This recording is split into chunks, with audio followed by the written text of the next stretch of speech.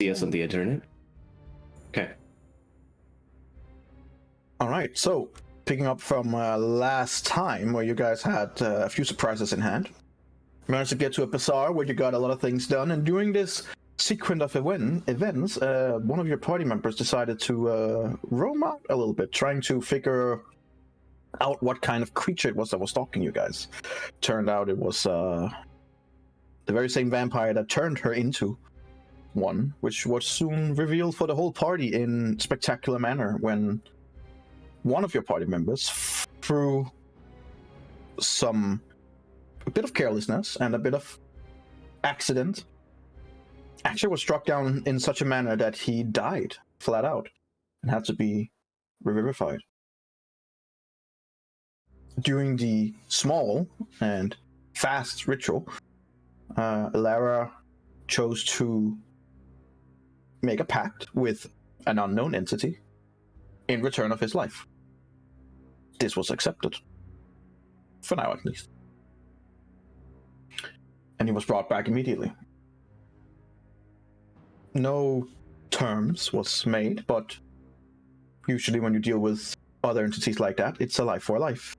So keep in mind, any break of oaths, any falling out of the lines of the unsaid agreement, well, then the core rule, a life for a life, will still apply. Meaning that Adriel's life, at the moment, hangs in an uncertain balance, as his soul is in his body, technically, but also in the grasp of an entity who can rip it out at any second, should the contract be breached. In a fury, Onyx decided to chase this creature and managed to get all the way to the entrance of the Caves of Hunger, where you met Velin, whom seemed to be not herself. When she talked, it was like a small delay, almost like someone was talking through her. And you were told that you had a job here to do, and you weren't supposed to leave until that job was done. And in no unequivocal terms, you were told to go back and do your fucking job.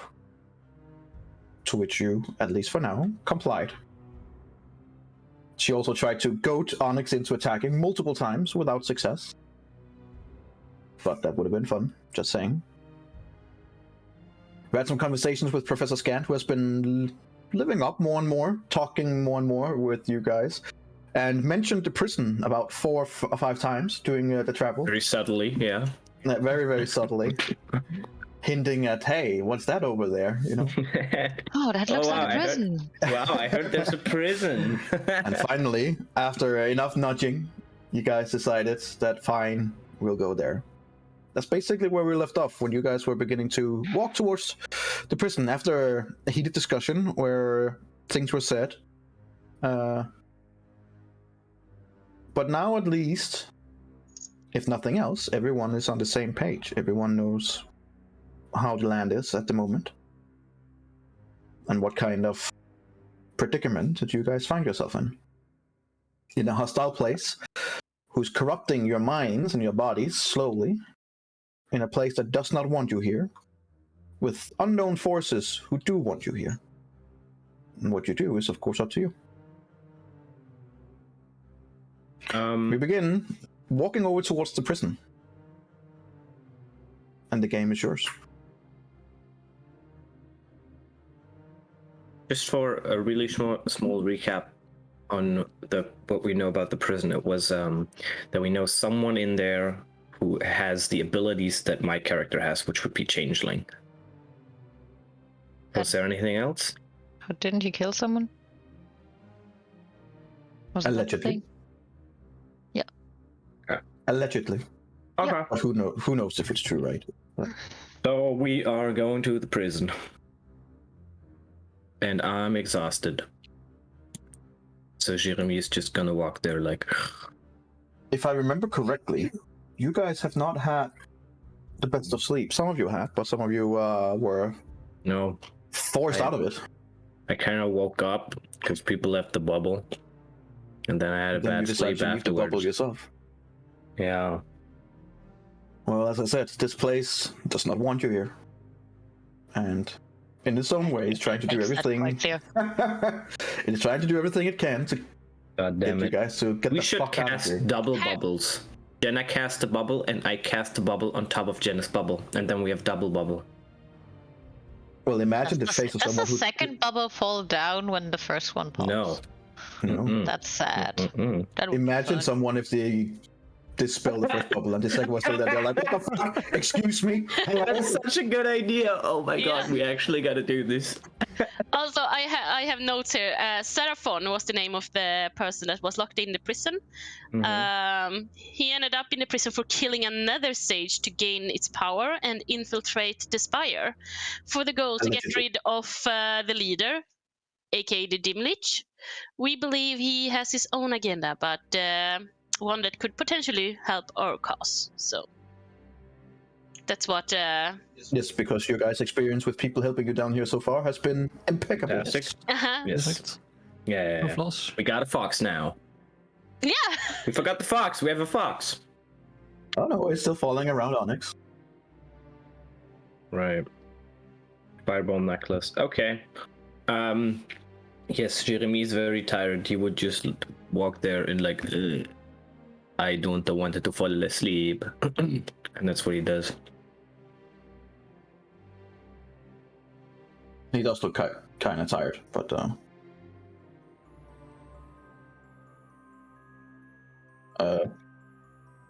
He just fell down. no, I don't. So fuck off. Wow. It's a special fox. Useless. No, We it's can not. change its color. It's a stealthy fox. I wasn't talking about the fox. Yeah. I'll have to actually add it in manually. I'll do that later. But for now, Yeah, that's fine. if you can look through it, then of course that's awesome. It has massive bonuses on stealth, mainly because it's basically like chameleon fox, which is kind of weird. Chameleon But, you know. fox. Yeah. So it has a massive bonus on anything that has to do with stealth. It is generally also when it's running around you, completely silent. Like you can only if the best of you, which would be Rendril, can barely hear when it's walking. But if it's trying to stealth, you guys won't see it. The enemies probably won't see it. Other than that, I wouldn't use it much offensively, you know? Wow. I mean, Is it but cute? it's very soft. Like, it's very soft and it's very cute. So like a nice pelt. Yeah, and it's in this case when it's just running around with you guys, it's just it's completely white, like a snow fox. It's really really nice. Okay. And then every time it comes near anything that changes its color drastically, then it changes that to mix in. Oh. But it seems wonder like if it's it would like still do that if it would be dead. Could be a fucking cool hat. She say that.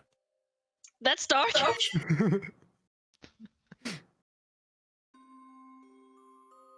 Okay then. I mean, that would be a cool hat. I'm not gonna lie. See? I mean, let's be real here. You can have a hat that can change color all the I time. mean, Cool. That would be quite impressive. You can try it out. And I mean, it's soft. You do get a little stare up from the fox, like a little.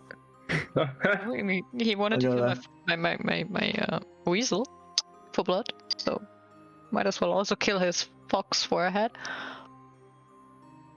I don't even know. Does foxes attack weasels? Let's check.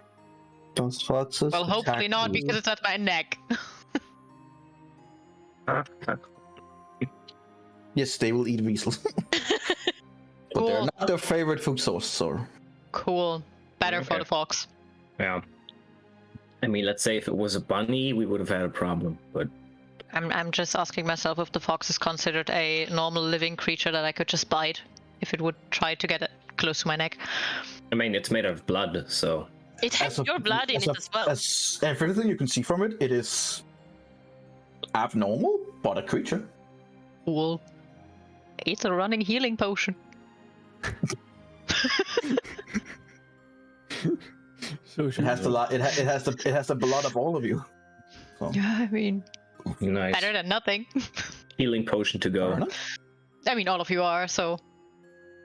Okay, cool. Taking carefully a step back. Is this here the prison? Whoops, this here? No, the one with the big red gate. We one with we this pointed one? that The one out with the so big- often last session. The one with the big red gate. That is the It's down prison. here. Yes. Yes, Yes. it's down there. Okay. Yes. Yes. Oh, here. Okay. So we arrive at the prison, and it's dark and evil. It's a little bit gloomy at best. It doesn't look like it's a fun place to hang out, you know. Any guards? No guards. Oh man, there were guards we couldn't can- have gotten in. You can see that there is a Apocalypse that sits a little bit askew, and it's kind of like blocking the majority of the entrance. But during the fall, some of them has been bent, so you can easily squeeze in without any problem. I squeeze in. After Onyx checks for traps. That's not what I heard. I heard you squeeze in, and then you reminded yourself halfway through. Oh wait, Jeremy is that's- not a thinker. Yes, Jeremy would be like, make a dexterity check. Make a dexterity check. With disadvantage because you're exhausted. Oh boy. Good to know. As what you guys can see is basically the gitter has been almost all the way down, so he has to get like on the ground and then crawl a little bit ahead, and then halfway through he's like, wait, hold up, and then kind of like scoots back.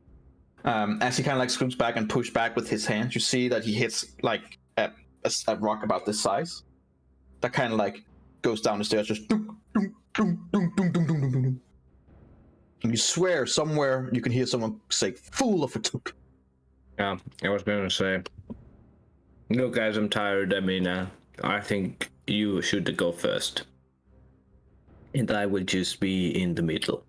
Because then you can catch the rock if I throw one again. Maybe just don't throw one again.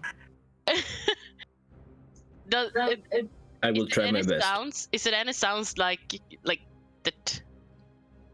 Could you tell if we alerted someone? No, I mean you just hear it all the way. Like it's very dead quiet where you are right now. You can just hear it from every single step it hit, just dunk, dunk, dunk, dunk, and then when it hits something at the back end, you hear it hit some kind of metal. Well, then I'll go first. But no, you did not hear it. You did not hear any shit or anything like that. I will take up all my concentration and see if I can turn into a bat again. Well, if I remember correctly, you did that last time. That is why I say I try, because I want to figure out how often I can do that. Fair enough. You try very, very hard. It seems that you are not. How would I say this in RP terms? You are not rested enough to be able But to I do don't it. rest. Okay, I think I get the point, but I don't rest. You don't sleep. You still rest. Yeah, I know. Okay, I get it. You still need long and Yeah, short I rest. get it. But for now, you seem a bit too exhausted. Not I necessarily can't fully tired. concentrate on it. Precise. Mm-hmm. You get like one wing out and then flop back. Yeah. That must look fucking weird. It looks really weird. Everyone was like, what? What the fuck is that? But at least now the fox ain't looking at you anymore. It's just, oh, fuck that. Nope. Nope, no. I don't need that weasel. Mm-mm. So you guys are, it's like you have to crawl down, but you can easily get under the gate. Luna, cross under. Okay, And Let's not try hitting again. any. Yeah, I'm trying to not do the same stuff. At just. do you guys try and do it stealthily? Or Yes, because no Yeah. one knows we're here. okay, if you're trying to do stealthily, roll a stealth check. If not, then not. Also, I believe you have disadvantage because you're heavy armor. Uh-huh. We're all going in, right? Because I'll be going somewhere in the middle. And I Not assume that, heavy armor. that Lamanzo dings his staff. Ja. Luna is rolling higher than Randall. No staff. Oh. Staff or no staff? Ja, dat is staff.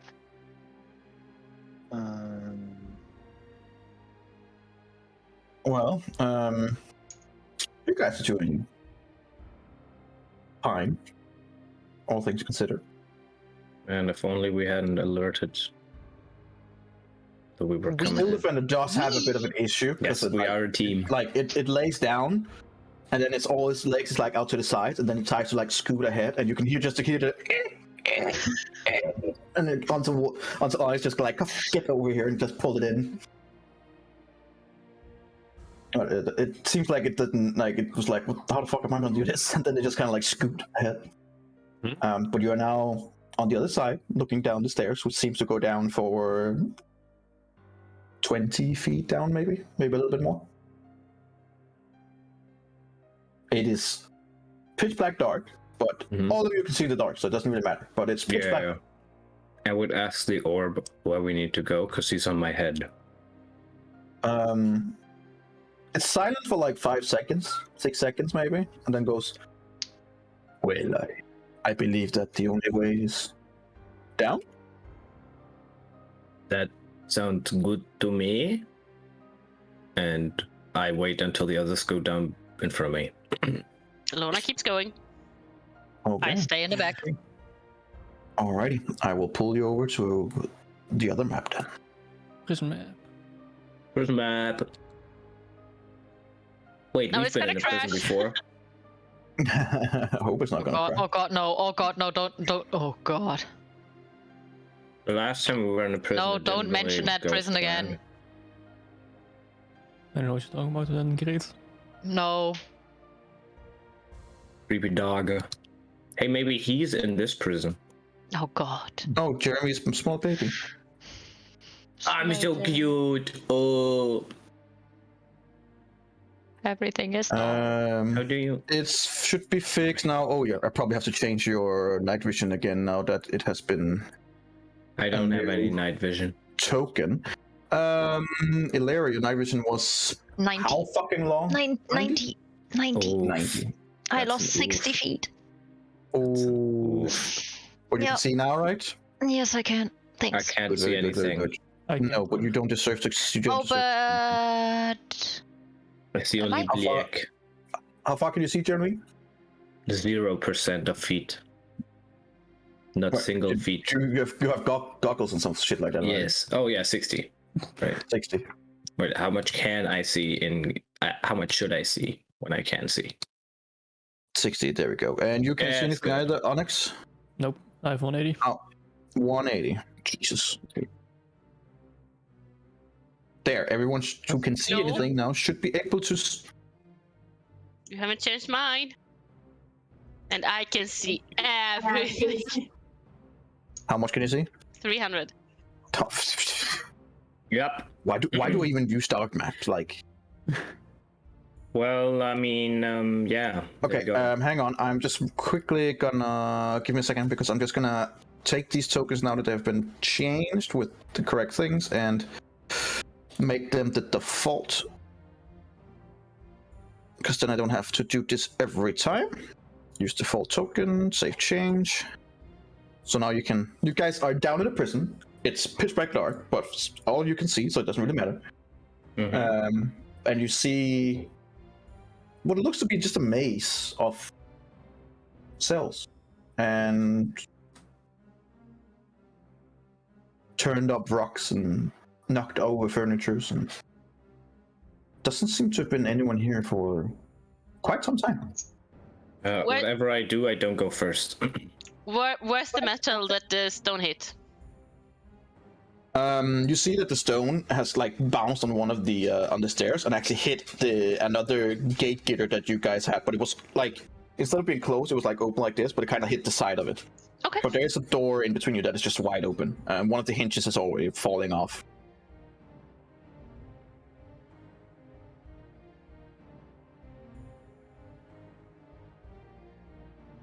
Yeah, but you are down in the prison.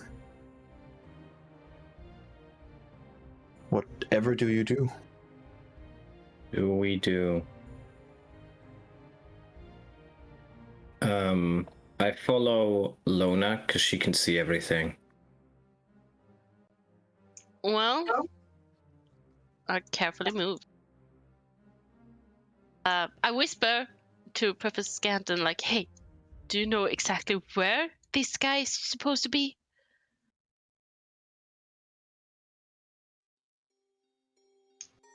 That was a no. A muted no, but yes. Does No. he know?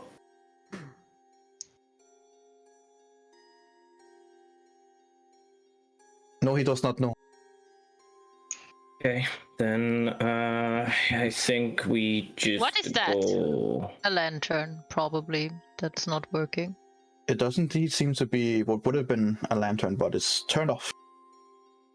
Looks to me You like see that in front something of the dark. lantern there is a sigil on it, but it does not seem to be active. who has the staff of the languages? I The think I have. language stuff. I believe Lona did. Did you attune to the staff? I never got the time to, I think. Well, that is unfortunate. I want to check the sigil. Careful, there might be a trap. Just always, we're in a prison. People might want to run away. How do you want to check the trap? What trap? If The sigil. No, I want to go closer and to like look what kind of sigil it is and if the lamp could be working if I turn it. You don't understand the sigil. It's in a language that you don't understand, unless you use your staff. But you don't understand the sigil. But Can it's I not, see what the sigil is? Because I speak more languages. you don't understand it. It doesn't seem to be a language that seems to be very, very, very, very old language. I see. Probably the language that they used in the city. Got it. I Okay. mean, I would ask Professor Scant. As you can like bow your head a It'll little be bit. like, and let the- yeah, and it goes like, yes, it means light, but it's not activated. oh wow. Usually, if you pour some magic into it, it would ignite. do we want that?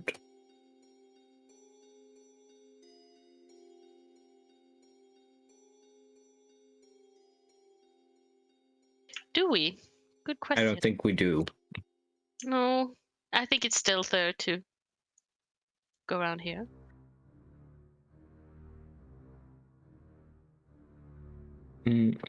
So what is this here? Is that like a cell? It does seem to be a cell, yeah. Because I can see through these walls, but I can't see through this, and I can't see through this. Some of them are you can see that the cells has been broken in and the wall is Right. broken down and there are large gaps. It's very few of them that are actually like fully intact, but there are some of them where you can't actually see in at all, and some of them you can see basically everything. Some of them you would have to open the gates. There is a door/gate in front of every single one of them, which are our does not characters seem the to have right any kind of size? handles. Because like this bed is ginormous. This is a giant bed. Let's say that for posterity's sake, it's easier with you to decide right now. due to feet. Got it. Yeah, okay. But Makes no, however, as you're checking on them, the sizes of the bed seems to be twofold. They are bigger than usual, and they have what you can see from where you're standing right now. They seem to have a lot of things added to it for keeping someone down, experimentation, probably torture. So they are bigger than usual. Okay. So these gates, can like is it bars that you can look into, or is it just completely shut? It's completely shut. And strangely enough, there's no handle or anything. Okay, I knock on this one. Just like a careful knock, like a Where tap. do I hear the knock energy? If she knocks, where do I hear You it? do not, because you're exhausted on the other side. Yeah, that's why I'm asking where I hear it, because I don't know where she is. I'm just tapping, just a little tap. As you tap, it's just a little tap. No one really hears it. Okay. Yeah, that's Lara fine and then. Iredial can kind of like hear it, but it's very, very, very faint. No response.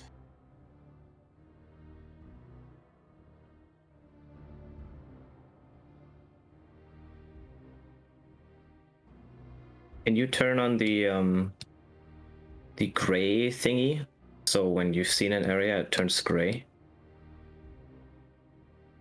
That should already be on. I'm guessing it's not. I don't know, maybe Fog of War, is that what it's called?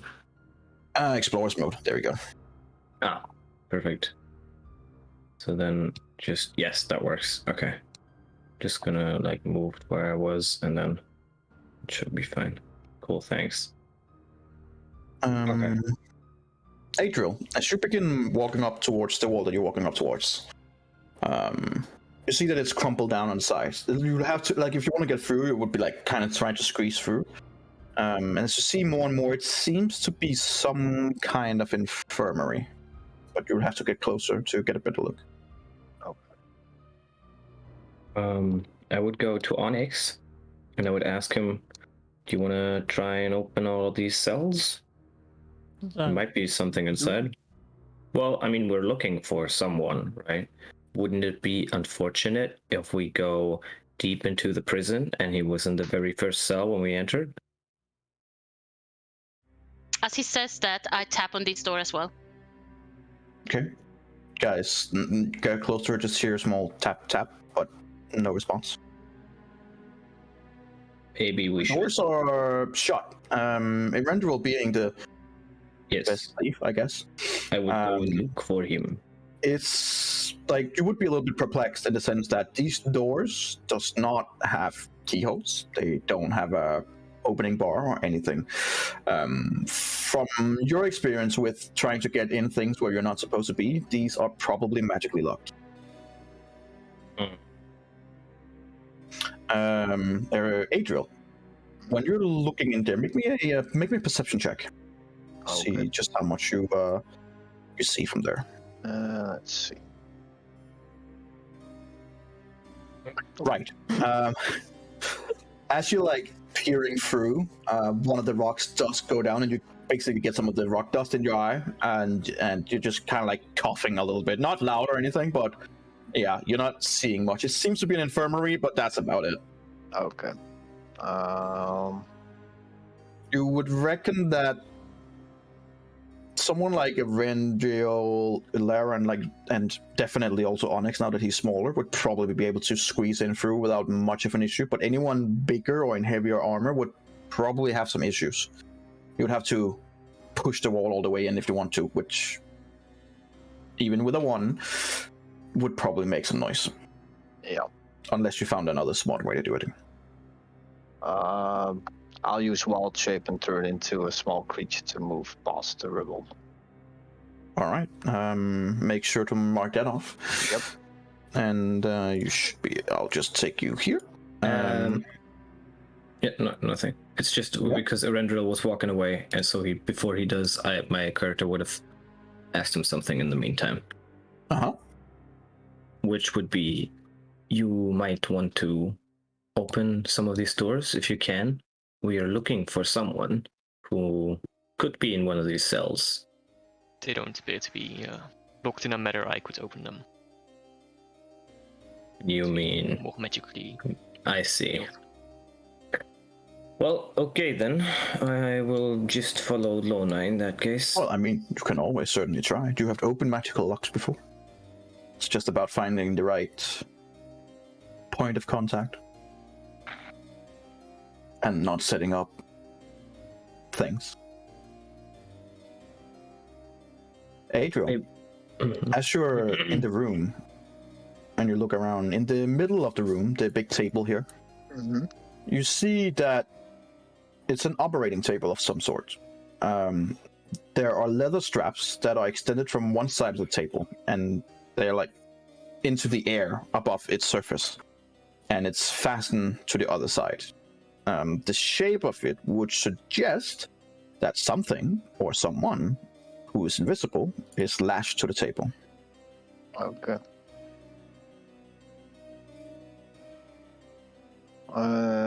I keep in my wild shape form and try to explore around it. I would go to Lona and ask her, did you see where Onyx has gone? Yeah, he kept going this way, and I point like this way. This way? Okay. Yeah. Do you see him right now? Yes. Okay. Onyx is MIA, I see, or Thorgrim is at least. Oh, right. Well, that's convenient because he can't run away. Just kind of like standing back and getting an overview of things and trying to see what are people doing and stuff like that.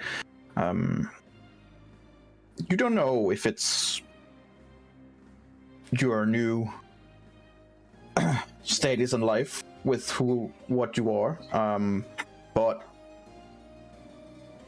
something or someone who's not part of your group is down here.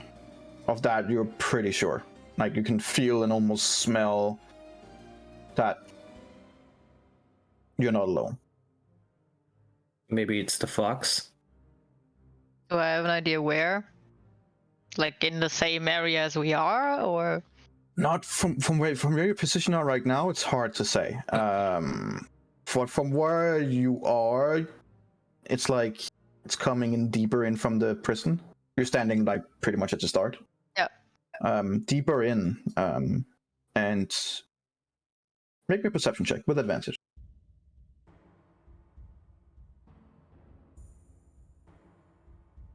Okay.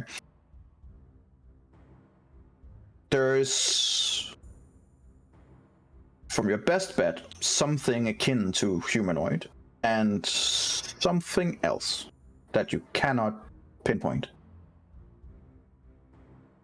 I will But try you to are figure out where definitely it not is. alone. Yeah. All right. From what you can tell, it's deeper inside the prison. When I get from where you're standing, that's the best you can get. Fair right enough. now. That's like basically everywhere. Yeah, but from where you are, that's the best you can get right now, fair unfortunately. I tap this door. Okay. Once again, there's a tap. The door doesn't move an inch, and there's no response. I would ask Onyx, have you checked if any of these doors are trapped? I have not, no. Could you do that? Yeah. Just for this one, for example. And I just pointed this door over to the left, which is exactly over to the left. Let's I'll see. try to check the door for traps. Sure, make an investigation check.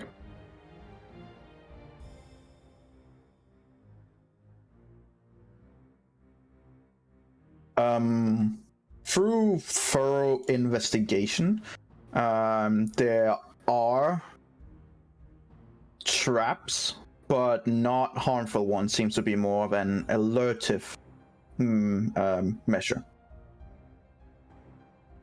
Well, there are traps, but no offensive ones, it seems.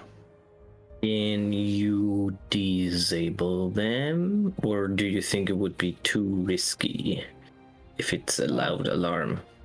Probably could disable them in some way, but probably not without triggering them at the same time. Can't do both at the same time.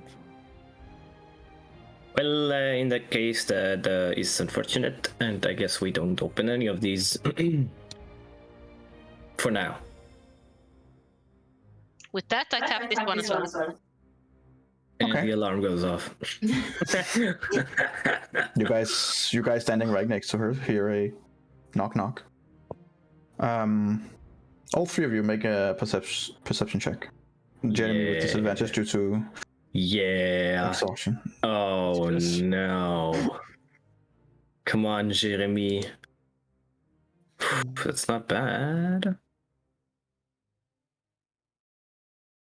With the tap, you, Lona and Jeremy can just like barely hear it. But both of you hear something coming from the room. But it's very hard to explain what it is that you're hearing, but it sounds like, as knock comes, it sounds like a lump of squishy meat kind of like goes from the bed down to the floor. There seems to be something in here. Did you hear that as well, guys? Yes. but I think we should get the others before we do anything. Of course. We do Right. note. You feel more I- certain, Ilara, that the opposite corner and opposite side of where you are is where it is. Like this side of the left side of the map seems to be cleared of basically anything coming from the other side. Okay. I will cast Pass Without Trace on myself, excluding everyone else. Okay, well they can't. They're not inside your. No, Yes. but I yes. think Erandriel is actually would be in, but no, he's not. Good. So, just Okay, so you are casting it on myself. more stealthy. Good to know. Yep. Super stealthy. Okay.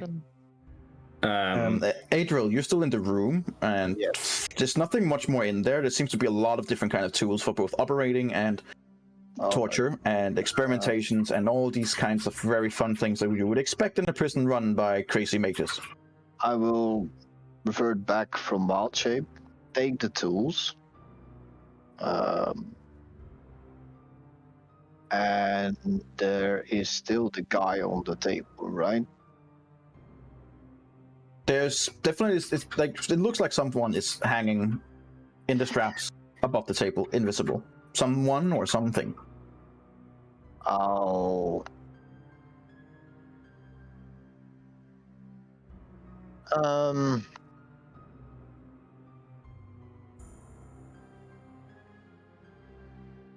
try talking to it.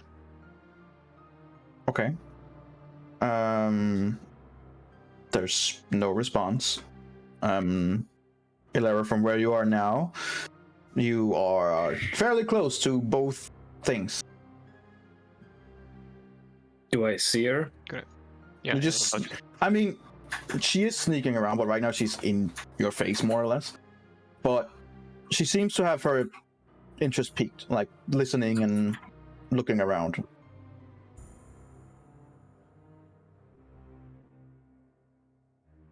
I mean, make a she perception can. check. If she wants to hide from us, then I think it's fair if she makes us. No, she's not. She's not hiding. She's just trying to okay. not make noises and stuff like that. Got She's it. not actively In hiding. that case, there's. I suppose 28. this is convenient. Everyone is here. I would say also Ilara and you other guys are preoccupied. Ilara, also make a perception check. Just a straight one this time. Everyone will roll the fucking high one. 19. Okay.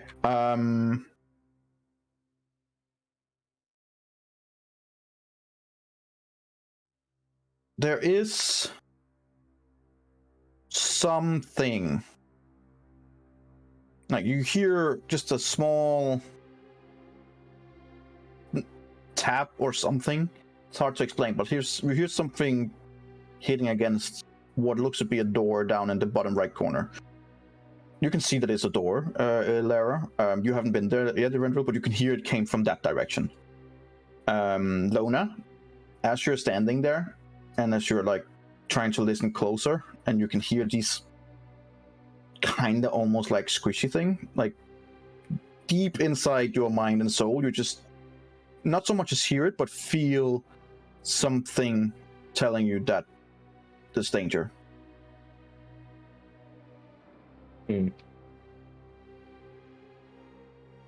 Do I realize where the more humanoid smell comes from? Well, now that you look over here towards the rock, you're confused. Like maybe it was just Adriel, but you would have guessed it would be from in there. Now that you can see Adriel in there, it's like maybe it was just but you would have guessed it would be in there. I'm probably trying to get to Adriel when I know he is in there and he's alone, and I see that I could fit through there. I think most of you would be able to. It's like a fallen rocks that are kind of like. Is this like a hole that is tiny? Yeah, it's not that big. Okay, got it. Because this is like 50 feet. Anyone with normal size and a little bit of extra armor on would probably have difficulty getting in without making noises. If that's what your goal is. Onyx would probably be able to because he's small. I would try to get to Adriel. Okay, I'm Follower. gonna And you can make. see on the other side, you could just see Adriel standing there. Cool. You're making a what, sorry? Yeah, I was going to do stone shape before anyone goes in. Okay. So as you guys are... So that means that there's now a 5-foot gap in between where everybody can run into. Okay, so as you guys are about to nice. push in, the stones kind of like move on themselves, create a bigger, wider gap that you guys can all now go in through if you so wish. Sure. Go in. What is in here? At the first glance, it looks like an infirmary, but when you look at the different tools, it seems to be both infirmary, torture chamber, experimentational chamber. Seems to be where any poor soul, dying or otherwise, would be kept. Oh, I thought I grabbed all the tools, but Oh, if you did, then okay. There's then no you wouldn't have tools. any idea. Then you wouldn't have any idea unless Adriel tells you. Okay. And you can also see that someone is suspended, someone or something invisible is suspended in the reins above the bed. So here or here? Nope, here. Got it. I'm looking at Lona. Are you not going in? Yeah, I will. I just feel weird from that other dungeon. So, Well, as long as it's close, I think we're fine. But I get your feeling. and with that, I'm walking in as well. And I'm staying outside. And I kind of stay at the edge here and keep an eye on both sides. Okay. Yep. Once you're done. Well, most of you guys are inside. You can see that without the tools and stuff like that, it looks like an infirmary. There are a hefty amount, even through all this time, of blood spatter and stuff like that. Whether it was just because of operations or whatever, it's hard to say. But probably not a Smell fun like place to fresh be. blood? No. Right. Too bad. No. So you said that there's something in the air. Yes, you can see the leather straps on both sides are kind of like suspended upwards, like they're holding something that is floating Invisible. above the bed. Something or someone who seems to be invisible. Okay. And it has not moved an inch since you got in. I would ask Lona, can't you cast see invisibility? Maybe you can see what it is. I'll try.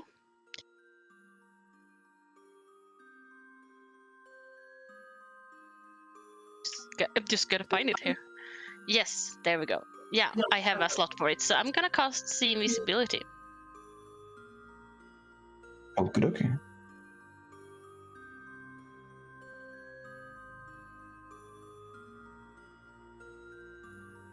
Sneaky bastard, leave me alone! What the fuck is wrong with your character?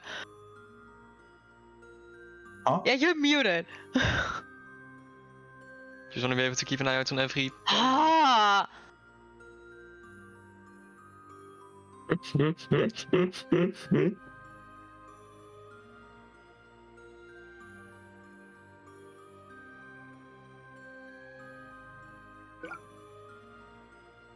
You do indeed see a person there. You see what looks to be a thin, middle-aged man who has a bit of a sallow complexion on.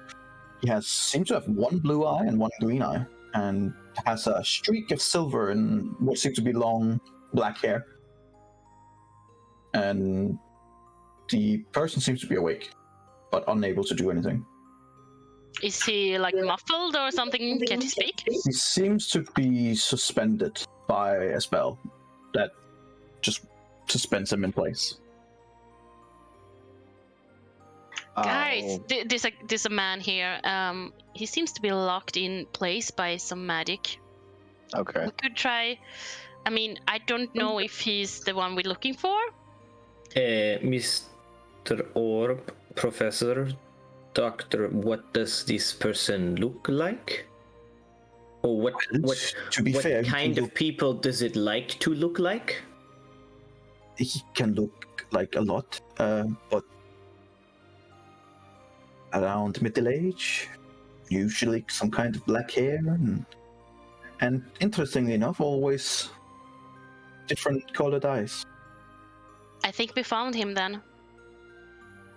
Where? I kind of like Well, you see up there is something. make an Arcana check, Jeremy. Of course, with disadvantages. Yeah. 8. I mean, you've heard what kind of spell can do this, but it's kind of like Invisibility. can't really catch it. Sure, but it's suspended. Ah, okay. Yeah, I can't think of one. Well, Jeremy, can't you do dispel magic? If I had rested tonight, yes. But I did not. So I cannot.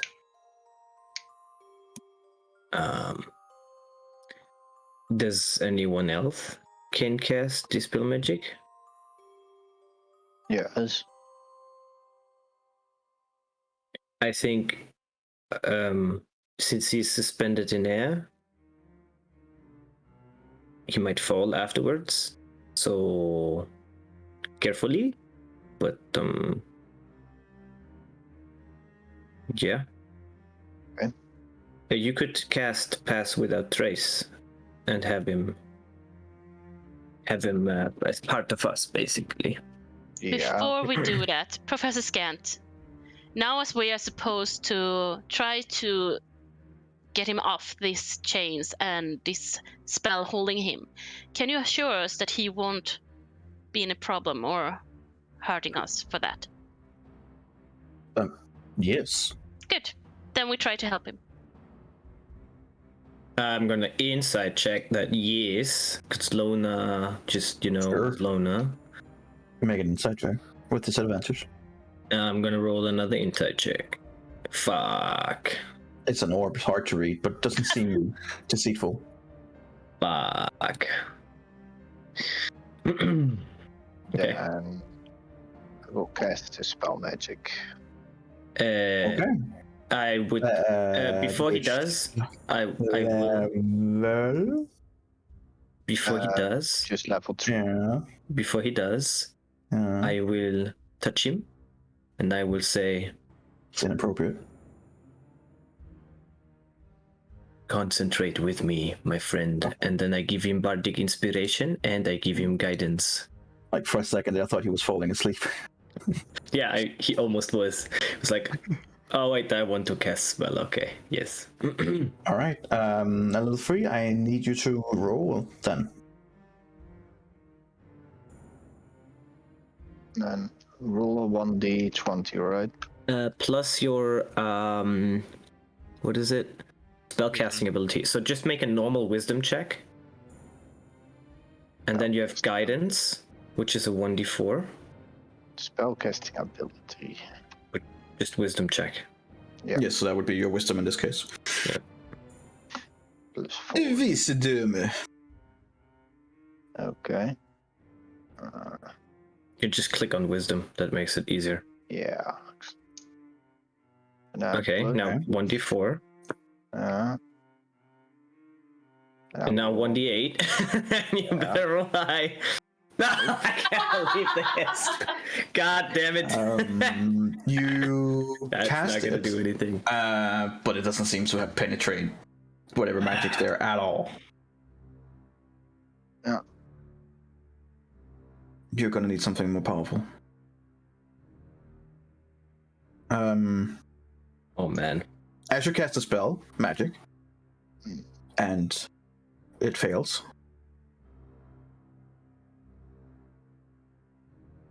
Vendrill, you more like it's a quick glance, almost like when someone goes past your peripheral vision very quickly. This door down here, you swear that for just a second, half a second, kind of like open and closed. What door? This down here in the corner. So I see it too because I'm literally standing in front of it. Guys. Not that door. Okay, the other one. The door down here in the corner where I'm making a line. Oh, okay. Yeah. Yep. you do feel, Ilara, that whatever they just did in the other room triggered something. And Lona, you also feel like from the very back of your mind that something's been triggered and you guys are in deep shit. I think we've been spotted. Whatever we try to do now, it's something happening. Well, then we better try again and hurry up. Can you do it again? I could. It might be worth it to use a higher level spell slot, but you don't have to. If you concentrate really with me. From where you're standing, Ilara, it's like in the... As you look over on the Rendril, you can like see and feel that he saw something. And as he's kind of like looking in that direction down towards the other end, you can also like, it's far down there, but there's also something close. Like right now you're getting this feeling that you probably should hurry up. And Can guidance Eladio... back? Oh. Huh? No, it can. Okay. So now Jeremy is gonna touch both of his shoulders and he'd be like, concentrate with me. And then he'll give him guidance again and another bardic inspiration. I'm stepping a little closer to Rainwheel, like, we're fucked, right? There's something. There's something. Get them out. They have to get out. They are trapped in there. Guys. I'll make it bit. easier. I'll do enhance ability Owl's Wisdom on me. Okay. Which Works. gives me advantage on wisdom checks, and then I'll do the spell magic on 3rd level. All right, go for it. It's a spell magic cast. Now I have to do it. I mean, if... Check though. However, it's not a wisdom check. It is a check It's that not a uses wisdom check. his It is a check wisdom- that uses his magical ability. It is not considered a straight up check. So that won't work Unfortunately. probably. No, you do not get advantage. You do get all the other things, meaning the +4 and the +8. But plus 1d4 and 1d8. But I mean, that's probably gonna be enough if you don't roll a 1, but... Ooh, don't jinx it. Oh no! same starting Please. point. All right. You can do it, man! D8. Is it gonna be a 2 and a 1 this? Oh, Nice. A little better here. Yes! Oh. And a d4. But just in case, you know? It's an 8th level spell.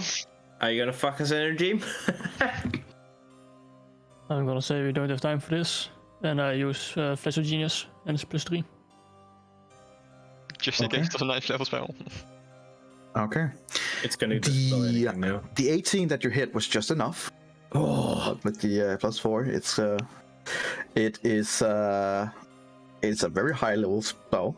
But as soon as you get this little bit of extra assistance and concentrate, the character does come into view and falls down to the table, still tied though. And then let's untie him quickly. Yeah. Okay. I would They ask the orc that's are to do. like, yeah, this is basically just an action to pull the straps off him. Mm-hmm. And he's like, he- he's like breathing and then like, excuse me, what the fuck? And he's like, seems very confused and just. Hey, just be grateful. We need to get out of here fast. You're muted. I am very, very glad and helpful and thank you very much, but who the hell are you? Friends of this orb. And I show him my orb. Our orb. Rainwheel, get them Scam. out. It has been so long. And time to go. Come on, mister. Let's go. Okay, okay. Kind of like, as he step off, you can see that he's like very shakily on the leg, consider that he has been suspended for God knows how long. But he's kind of like, he's following slowly. And okay, I would say to him, stay strong, friendly stranger, and give him a bardic inspiration, so he doesn't trip and fall and die. Thank you, so nice, thank you. So These guys where? gotta go there. As you guys are standing where you are now, Yeah. the door down here, for whoever can see it, I all the way can't down see here. anything. Oh boy. That means only a Oh, few I of you see can see it. everything now. I see the whole Can map see for some that. reason. Oh, really? Yep. Good thing I have things in hidden just in case if something like that were to happen. Thank you, Roll20, for being a bitch. That would be, I believe, Onyx and Erendril, and Lona has enough long vision. I think it's just outside of your peripheral. It's completely out of it. Yep. Yeah. I don't have a vision either. Then Lona and Onyx, make me a perception check, both of you. It's gonna go great. Yep. Yes, you are doing fantastically today. Yes. Maybe my stealth check was good. Just a normal one? And then it left. Just a normal perception. 21. Okay. So Onyx, you're not even looking in the direction of the door. You're basically looking at everyone else.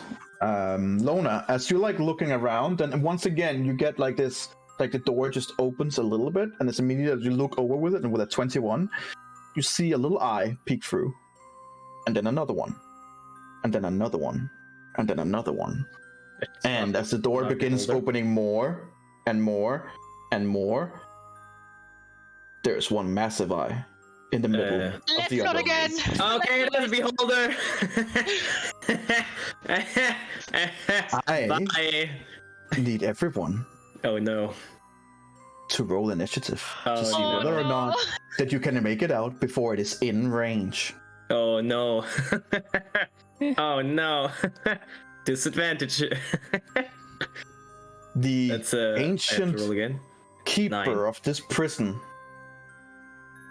a corrupted beholder, has awoken from its slumber, Oh no. and it's pissed.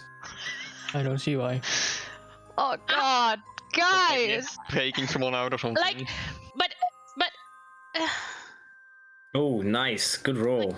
Good rolls, guys. Like, We I have- in the I end, we really did it. 9, 6, and 3. I mean, I have- These guys have been rolling way too high. I Gotta have bring- advantage on my initiative You do, or you better roll again.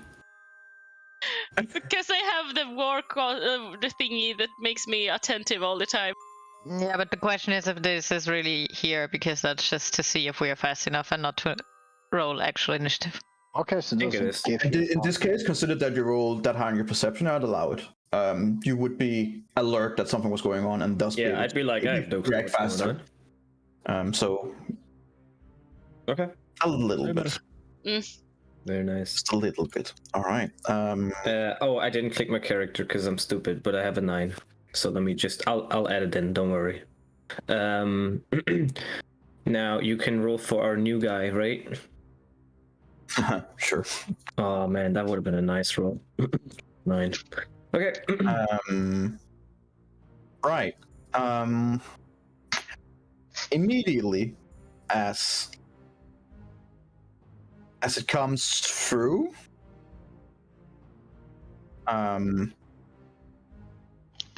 something's completely wrong with it. Now that she kind of like, I assume that you would point towards that. Oh shit. So in this case, that would only be Onyx. You can see there is like, huh? Where?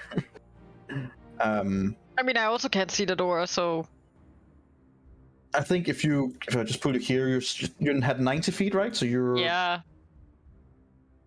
I think right now you guys can see the map, but you would not be able to see it completely as a character. No. But I wanted you guys to, see it when I pull it out. What you can see with it, Lona and Onyx, it looks almost dead. Rotten teeth, and the eyes are completely like there's nothing in it. They look dead. Had it been any other creature, you would have guessed it was some kind of a zombie. But no, it's a beholder. It seems to be an undead beholder who is somehow still alive. Oh boy. Oh boy, indeed. Oh boy. Um, Let's Oh make boy. it to its proper size here, shall we? I can't see it, unfortunately. oh my god, that's disgusting. He's Yeah, like that's blind. Just so you guys can see it, let me just pull it Yes. here. Oh, okay. Yeah, but can you please pull it back again? Can you just please? Yeah, thank you. I mean, it's alright, still not as bad as a toy maker, but it's not pretty. Oh, It's okay, Toymaker yeah. was fun. No, that Toymaker was very so disgusting. That was very much. That was fucking disgusting. That was very unpleasant. Oh, Man. I really love to play with that. That was really fun. Yeah, that It still haunts me. Yeah, was... All right, let's roll initiative for. Bad. Oh, that's terrible. Yes. Okay. That's lucky for you guys. Everyone loves a good 7.08. Okay. Nice. Best initiative. I know what to do.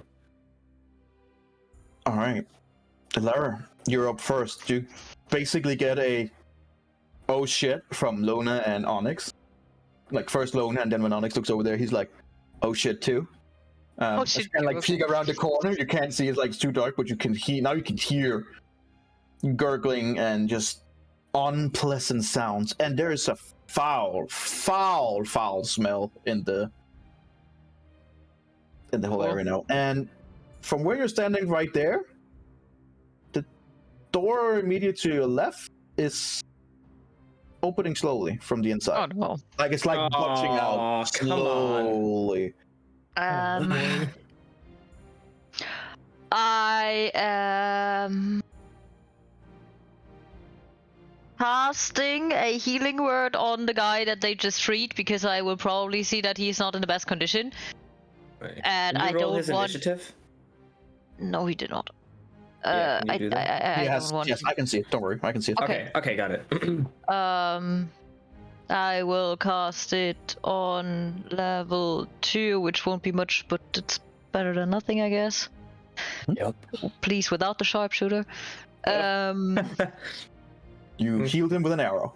Yeah. I heal him with an arrow thank you. pierced in his shoulder. Yeah. Which does 10 damage. From what you can see, like his he has some like really nasty burn wounds from where he has been shackled for such a long time. But as you do it, you can see that he gets the blood back into the legs, and he's like, oh, it just generally seems like, oh, he kind of like needed a little shot of extra. Yeah, that's good. Well, I basically, as it was a healing word, basically go like, "Hi, I'm Ilara," and then just run away. He'll take it. I'm walking over here. That would be 10. Before I walk, I would say to Renreal, the door is opening. 15, 20, 25, 30, 35, because I have first turn more movement. And I hold my action to shoot whatever comes out of that door, if I can do that after casting. It's a bonus action to cast, right? Yeah. To cast. Yeah. I'll allow it. Okay, thank you. I'll allow it. Thank you very much, Mr. DM. I think that is, in this case, considered everything, you're gonna need the help. And I finish my turn here and just look at the door. Okay. Next in line, that would be Lona. Jesus. Yeah, it looks nice, right? Yeah. Run! Yeah, I would like me like, hey guys, we really need to get out of here. But I'm gonna use my action to do the Twilight Sanctuary. At least. Okay. Mm-hmm. I'll just say, this is the second behold I throw at you guys, and you choose to run from. Do we? I have nothing more than that. Just saying that. You guys wanted aberrations, you got them, and now you're running away. I think that is very rude, and I will avenge it. There will be 2 beholders next time. Yep. Circling in. Yep. Can't run now. You're not going anywhere. No, this Poor entire Jeremy is exhausted. this entire D&D campaign will just be our team running from beholders and energy trying to finally make us fight them, and we just keep running. Yeah, I would love to fight it, but kinda can't do that on my own. Fair. That hasn't stopped you before. That's fair enough. Yeah. Go at it. Will do. Hunt him. So you've used your ability, and what more are you gonna do? If you're gonna do anything more?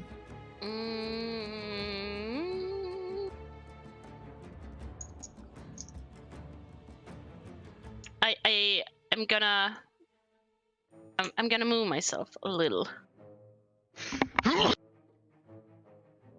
There.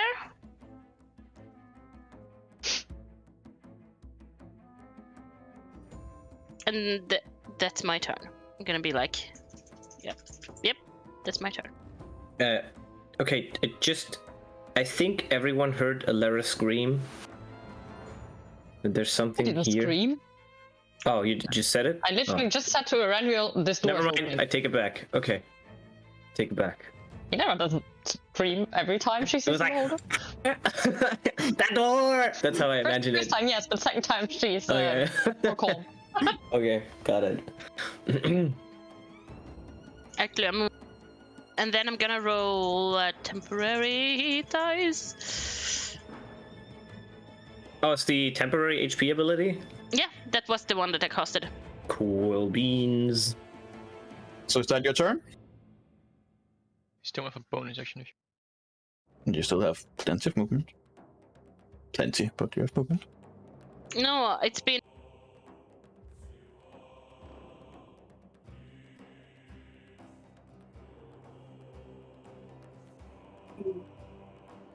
I have like 10 feet movement left. Well, there you go.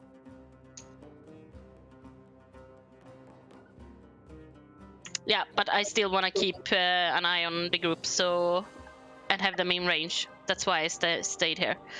All right. Then. And I'm gonna roll.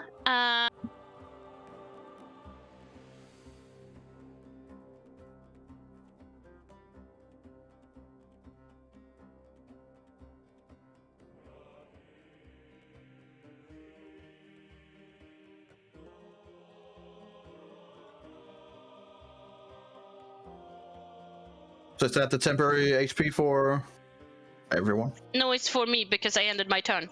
So everyone inside my little bubble can get it when they end their turn. Yep. The bubble is Okay. 30 feet, right? Yes. Okay. I think Lara is just outside. Just outside. Yeah, just outside. She can, if she wants to, walk in after the end of her turn. Definitely does not. Hey, I'm just saying. Lara would alone. No, you would have to. Someone would not be able to get it, no matter what you do. Unfortunately. I'm It's fine. always at the end of our turn. So if she walks 2 tiles to the left, and I walk to the left, it's fine. Friendly piece of information. Yeah. Yeah. Right before your turn, Eventual, you just you hear the guy going, "Oh, 9. It's the monster!" And then he just begins running. He has a German accent. That's amazing. Why is he German? No? Does he have full movement? Yeah. Apparently. Okay. Does he have German food on him? You can ask. Oh, 9. 9. 9. Yeah, 5, 10, Nine. 15, 20, 25, 30. Does he double dash? 5, 50. Oh Jesus! Okay. Scared. Yeah, he just fucking bolted. Wow. Well, damn. Eventual, you're up. Oh. Move. Oh, change this further. And then also use my action to just hold it just in case the door breaks. Okay. Onyx. Yeah. You get 15 HP. No, I'm just gonna move real quick.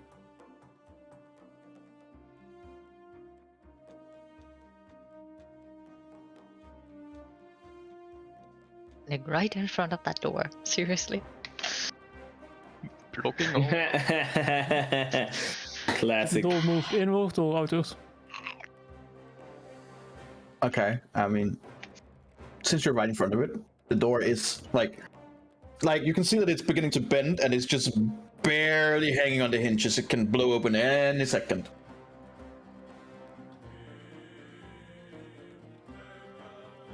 Do that with what you want.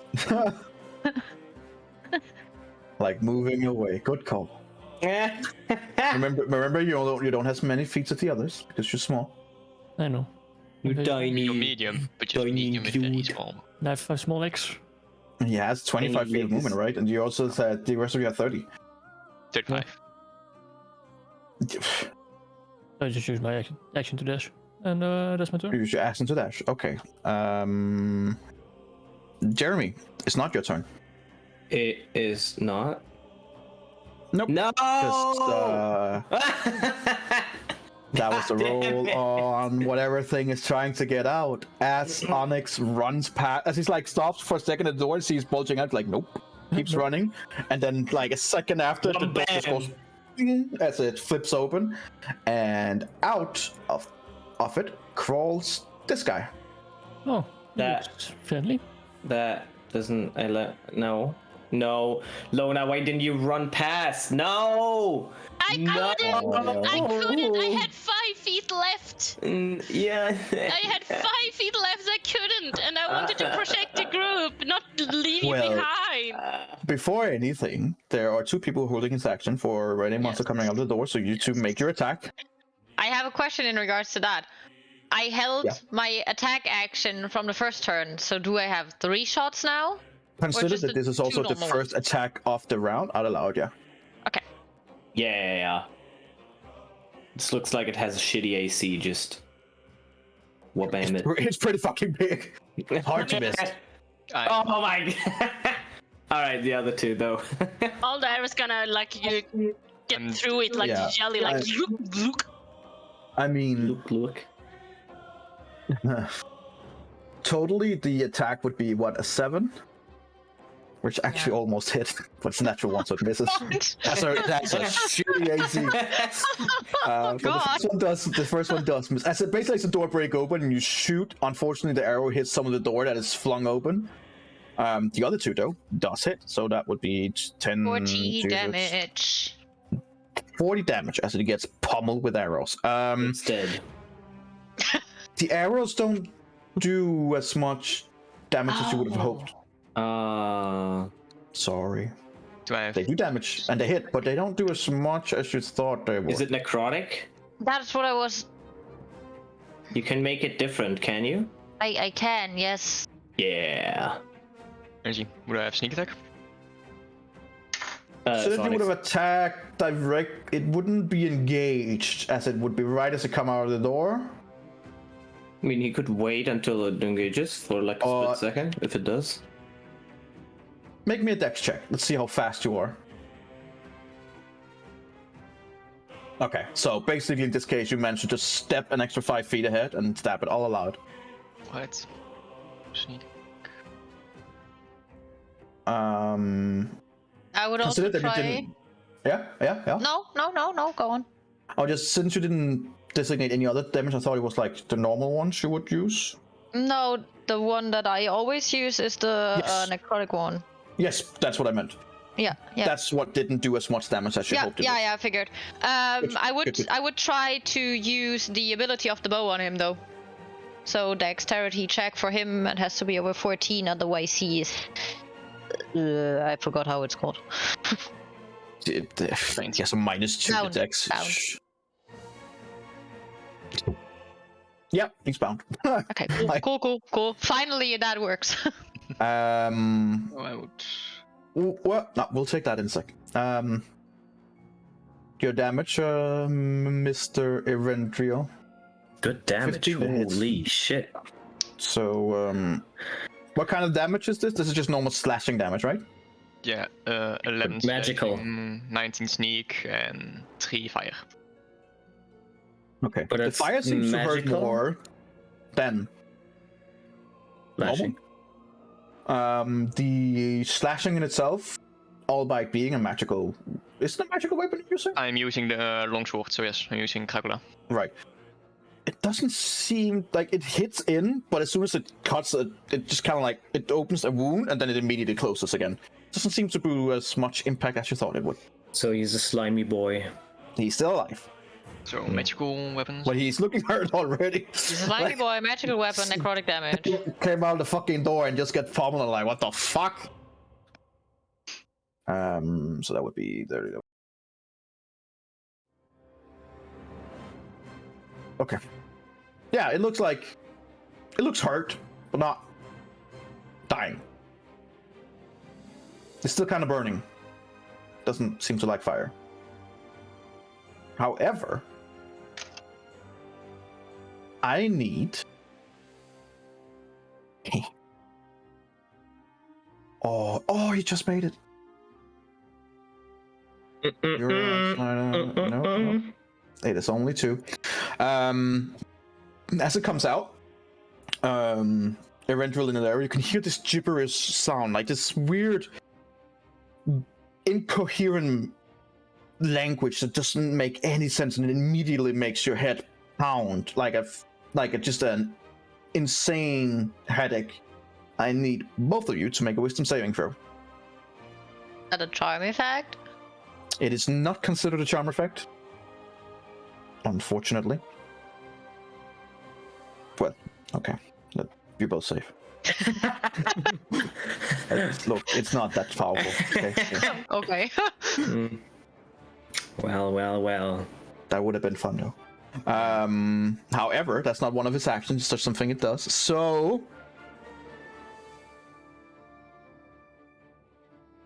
Aha! I need both of you to also make a strength check. Strength saving throw. Sorry. Oh no! Oh no! Yes, because as the door opens and at your feet. Okay. At your feet, for both of you, you can see this slime that just begins like reaching out, and for both of you, it now has complete control over your feet. Your speed are reduced to 0. Oh, that's great. As you're both like Awesome. stuck in this tar-like At least thing. his is too. And to make it worse, it seems like you're both sinking in. Into the thing? Mm-hmm. That's disgusting. Mm-hmm. Time to be a bat! Now it will attack. To which it bound. will. Yes, it can't move either. So let's just get some markers on everyone who can't. I'm just gonna do this. Does the bound grapple him or restrain him? That is a question Yes, for Nico that's- because he just said That's bound. actually. This is a good question. Is it grappled? Or is it just like their movement is 0? That's all. That is grappled. Because grapple. No. Grapple also means you have disadvantage on No. dexterity That's checks or restrained. something. Ah, okay. That's What why does it I say on your bow? Well, you just said it's bound until the end of its next turn. Right, meaning it's not grappled, but it's just stuck in place. Basically, it's reduced to 0 with its speed. Okay. Okay. So basically, when you just shoot the arrow, as hypothetically- soon as it hit, you see like almost like a chain that forms, like a ethereal chain that just forms and then just slams down right into the floor and keeps it in place. But it only works for that round. But it's bound, as in its speed is reduced to 0. But it's not grapple or anything. It can still whatever it want to do within its range. But yeah, precisely. That's basically what it does. But it also have another trick up its sleeve.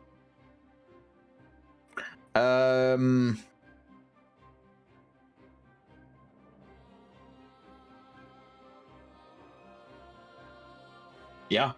You see from its mouth this kind of like fleshy green bubble forms. Like that just keeps going bigger and bigger and bigger, almost like when you were young and you had like a little bit of like you want to blow bubbles. It's kind of the same here. It just keeps expanding, and you see its mouth expands to a complete unnatural size, like almost like its entire head is just one big mouth that's agape now. Because the As rest the of it is bubble- unnatural. As the bubble spits and hits directly on where Lara is standing to get maximum effect, which means everyone within 15, all of you. I Also need- itself. Like it can be affected like this for this. What do you think? I need a Okay, dexterity saving try. throw from everyone in over here, and to make that worse, consider 2 of you has been your speed reduced to 0. You automatically fail. Oh, nice. But Onyx and your dog, I need a dexterity saving throw. You save. That's okay. Your dog is the fails. Ha! I'm not even sure it can be impacted by this, but we'll see. So as the blob goes, let me see if this guy he can. I mean, there's a chance, I guess, right? No, it is. Let's see here.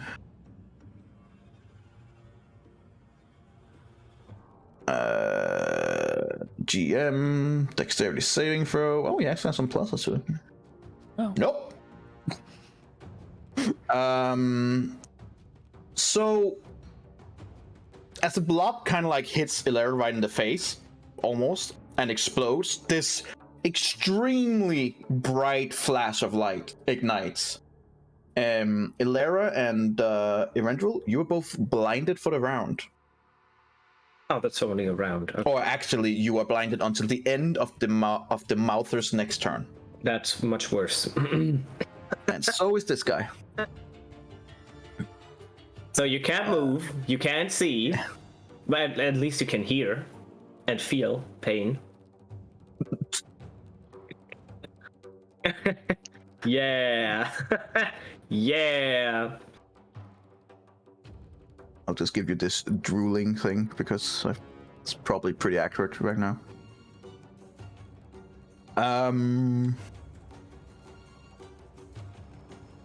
Yeah. It will use its last action to try and bite Rendril. It will have advantage considering Rendril is stuck in place and can't see shit. We will see if that matters anything, because it has some nice. You'll figure out. That's always nice to hear. It's just generally not that strong, but it has some fun stuff to play with. See if it can bite Rendril.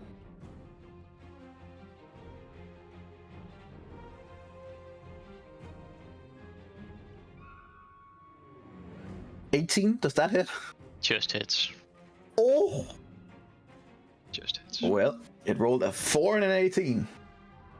I need you to make a strength saving throw to see if you can avoid being swallowed. You avoid being swallowed. That's nice. That's annoying. You do, however, take 19 piercing damage. Ooh. That's a lot of damage. You guys just the head of it just kind of like goes up and then begins tuning, but you're blind and you're just like trying to get free, and then it begins. You're like, no, fuck off, and you kind of like manage to punch your way out. You're not swallowed, but it hurt, and you get like these nasty scrape marks from his teeth. It looks almost like you don't see it, no. But what you can't see is that the mouth looks a lot like a shark, where there's like layers and layers and layers of teeth. So when it goes down and then goes up, you guys can hear the flesh just along with all his clothing. Like looks like it hurt. That would be the gibbering mouther, which is literally the name of it. And Jeremy. Oh no. I have a terrible idea. I have a really bad idea. Just throw a fireball in the middle of the roll. Yeah. Yeah, but it's gonna hit like Adriel as well. And Lona. Come on, it would be funny. I mean, it'll be fine, right? Right? I know that I saw that they can't really evade because their movement is 0, right? So I'm not gonna... You see that they're stuck in place, so, I mean, yeah. We both have temporary hit points. It's fine. I mean, I don't anymore. No, okay, sure. You just lost Adriel doesn't. I never had any. Actually, your temporary hit points are not there. Please remove them. Wait, what? Please remove your temporary hit points. Yeah, it's not good when a beholder is looking at you. Nope, you don't want to be in the eye of a beholder. Yeah. Anti-magic cone field. Exactly. Hey, It's like how long is 100 that? and... It's very far. 150 feet. Soon, yeah. It's really far. Yeah. So what I would need to do is like walk over here, and then and that's just because then I'm like, does it matter if he can see us? It matters if he can see us, right? Guess you'll find out. Yeah, great. So I would have to throw myself into the... Okay. What I want to know is you said there was like a slime expanding out of him. If I walk past him now, would that be? Would I need to walk through that? Yes, you'll find out. Would you need to walk through it? Yeah, it's blocking. It exuding 10 feet away from it. Mm-hmm. Right. You can try and parkour up the wall. Run inside. Yeah. No. I mean, you're exhausted and will get disadvantage, but it could be fucking hilarious. 5, 10, 15. Falling face forward. 20. And begin singing in fuck. No.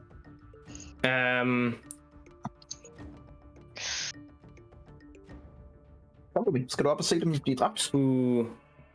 25, 30.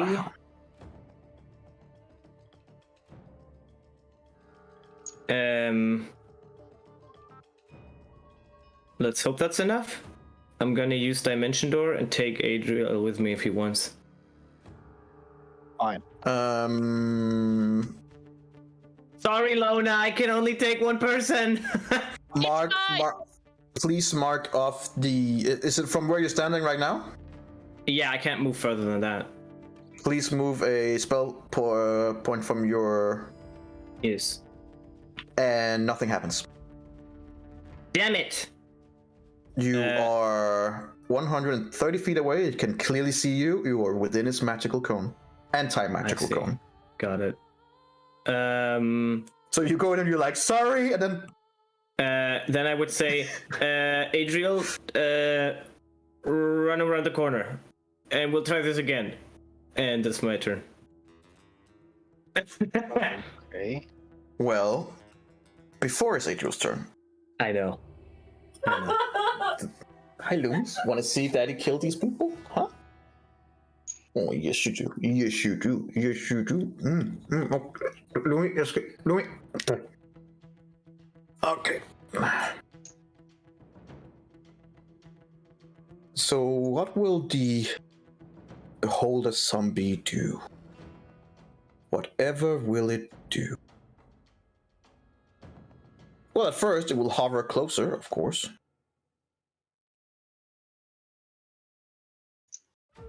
Go. Doesn't have that lot of speed.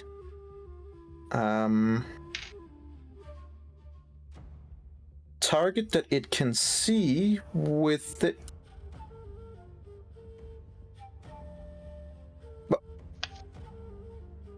Well, okay. I guess it'll dash.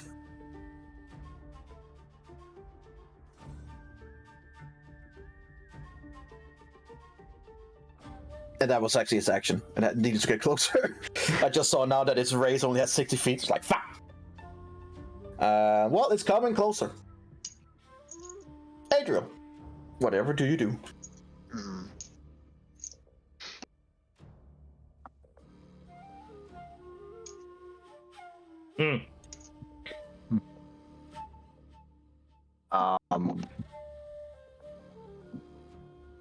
Let's see.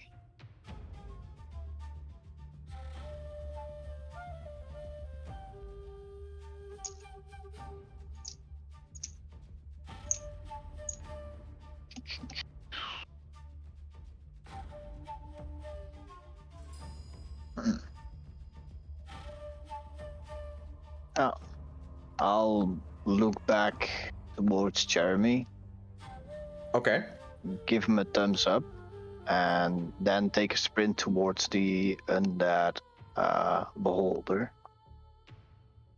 Interesting approach. That's... I like it. Why did I do a pact to save your life if you now commit suicide? Well, you don't have to abide to the pact anymore once he's dead, so you know. No. I hope so. What are they doing, Luby? Look at them. And I'll Look at move them. all the way over here, so that I will draw him away. Ah, he's trying to split up the cone. Well, as you're standing right there, you are outside its cone. True. But how much speed do you have? Oh, I dashed for that, so. Oh, okay, fair enough. All right, so is that your action? That's my action. My bonus action I'll use to do healing word on myself.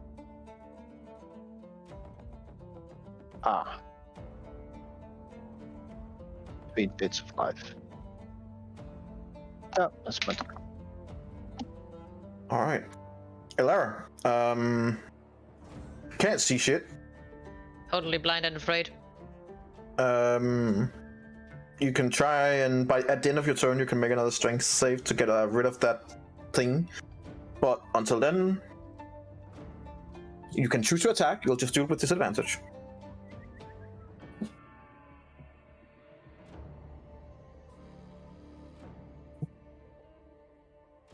With that fucking low AC, I will still try, yes. Go for it. Good, very good. Just don't roll a natural 1, and you'll probably hit. There you go. And that's slashing. That's slashing. Yeah. Piercing. Okay. Piercing. Slashing with an arrow is hard. Yeah, that's Piercing. I get it. I understood. You can't see it, but doesn't do as much damage That's okay. as you would have hoped either. okay. But it does damage. It does 40 damage, so in this case would be 20 damage. It's looking rough. It is looking rough. Not dead, but rough. At the end of your turn here now, you can make a strength saving throw to try and get out of its... Alright, you just barely succeed. For every round, the DC increased by 2, and but yeah, you Cool. kind of like break free, and you're no longer like stuck, and your movement is now full again. But your round is over. Yeah, I mean, I'm blind anyway. But you are no longer stuck, at least. Yay! Lona, you can feel that your whole aura thing. Yeah, you're like magically, you're just not working right now. That means the cone is still up. So if I walk down here, I shouldn't be in the cone, right? Yeah, you shouldn't. Shouldn't be, right? But who knows these days? Just, I mean, you can walk a little more to make sure. As long as you don't walk into the... Yeah. You know, let's just say you're fucked. I mean, because I take coverage from that the corner wall of the wall there, so I shouldn't be in the gaze, but Completely.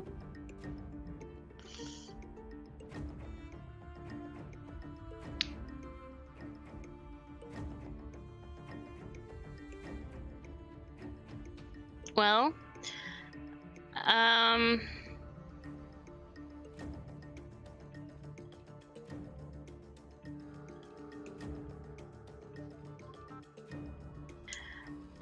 I'm gonna try it either way here. I'm gonna try it. I'm gonna press myself so close to the wall that I get cover, and then I'm gonna cast Stone Shape and make a wall right here.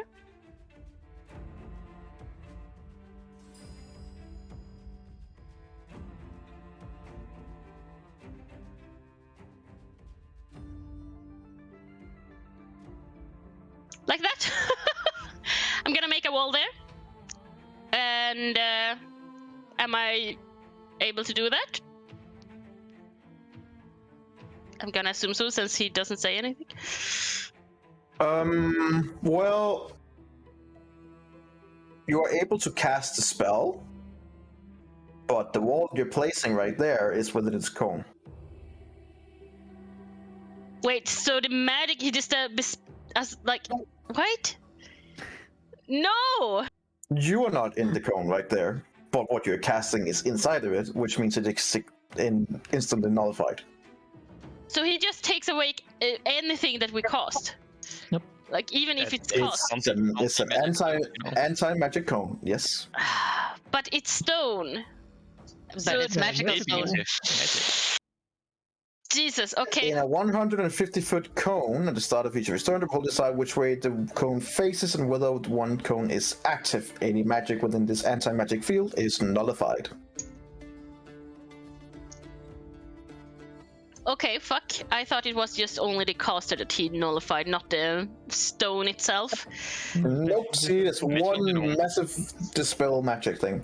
Okay. Well then, I'm sorry, guys. I tried to protect you. I'm That's going basically now. why when we faced the first one, I was so scared because my bow would have been completely trash.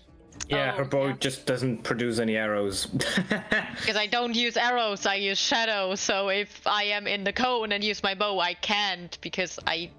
You have a coat on you. Yeah, sure, but Yeah. back then I didn't. Remember, you gave them to me afterwards. I know. After I said That's I about can't now. do shit. Well, Yeah, now I'm I just- could, but I'm blind.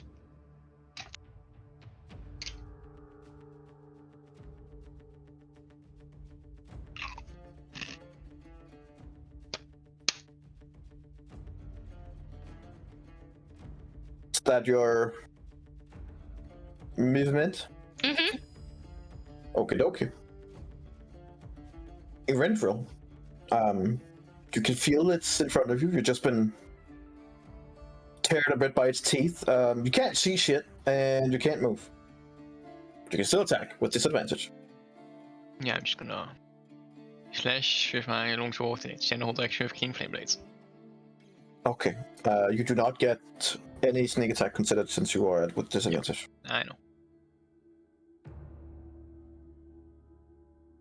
Yeah, you hit. I mean, One fire damage. well, then here it's 2. So It's- good for you. Hit success, yeah. However, the slashing isn't as effective. Yeah, well, you know the drill. Yeah. Got it. It's looking pretty rough. It's like it's having a hard time actually keeping itself together, though you can't see that. Make a strength saving throw to see whether you can tear free of its slime. Crit success. You can, so you will no longer have your speed at 0. You still can't see shit though. Onyx. I will start with casting Firebolt on it.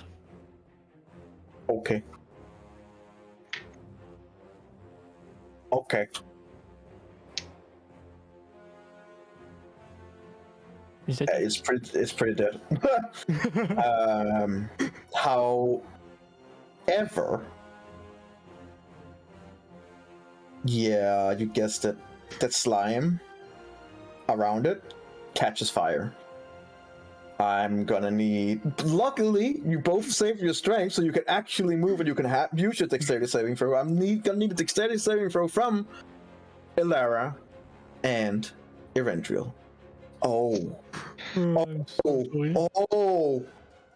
Oh, wow, okay. That's unexpected. Both of you failed. Jesus. Still take half damage. What kind of Um, damage is it? Is it fire damage? It's fire damage. Good. As long as it's not radiant damage, I'm fine. No, it's fire damage. Right. Basically the tar thing just like kind of like a mini explosion and then bursts into fire for a few seconds until the tar is like burned away. It's basically a wall of fire here that's just been created. Both of you take 26 fire damage. However, I believe Event will only take 13. Yes.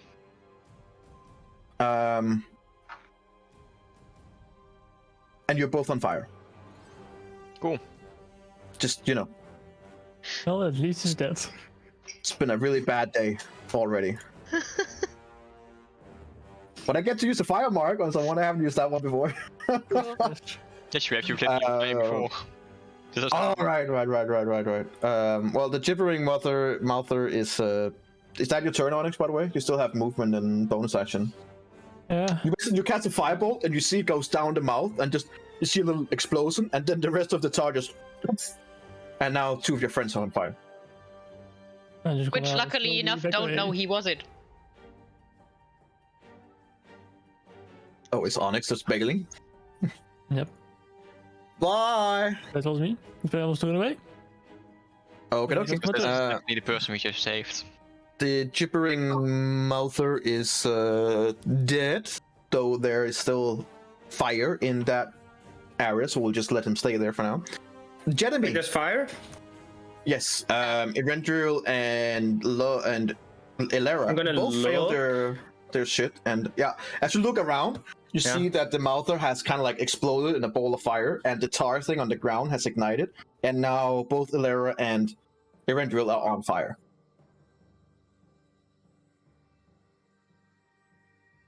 Yeah, okay. 5, 10, 15. You better hope this works. And I use my last spell slot, which is a 5th level spell slot, cast Dimension Door. Okay. Well, mark And- off the spell I have. and begin to cry as you. Now, where are you going? So I would have assumed that we are all running away, but I'm also gonna assume that there's gonna be some idiots. So I don't want to go all the way out. So I'm going to go right in the top left corner of the prison, basically where we can easily leave if we wanted to, right? You know, just out of memory, how many feet are you gonna go in that general direction? You know, No, I know where I was. I will just imagine the place. who just But if you want me imagines to- it, please? I wanted you to try and guess, and then we'll see. Oh, there you go, Okay. inside the cell. Whoopsie doopsie, everybody. I assume Lona is willing. Oh, she's not willing? Bye. Right. So we're just gonna like chill over here, and Jeremy can literally do absolutely nothing basically from this point forward. So, yeah. Well, he has 2 level 1 spell slots, so there you go.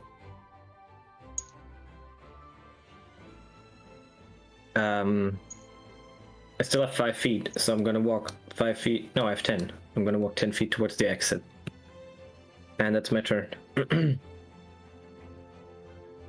All right then. Well, there's a pissed off beholder who is well, suddenly when you guys are gone, it only has 1 target, so it will use its action to move its. No, it will not. It will keep its line of sight where it is, because otherwise its own race won't work. So if it's going to try and attack you. That's right, its magic field actually works against its own fucking race. Which is something I have forgotten as a DM before and been like, can't do shit. But not this time, buddy. The cone will look at where Jeremy disappeared, just in case that he comes out. And I will see which eye is going to shoot at our friend here. Lumi? Stop. Okay. Doesn't want to stop.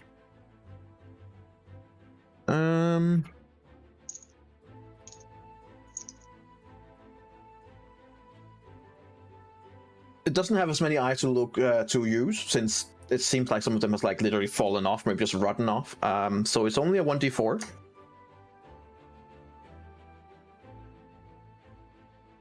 One d4.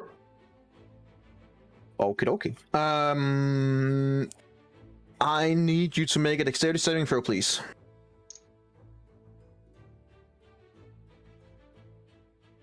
That's a hard fail.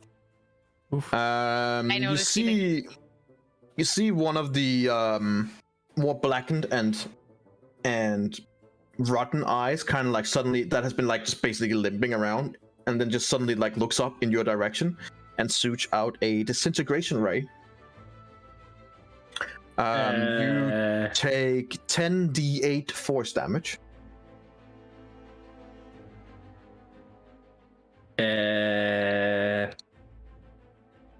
That would be 47 force damage.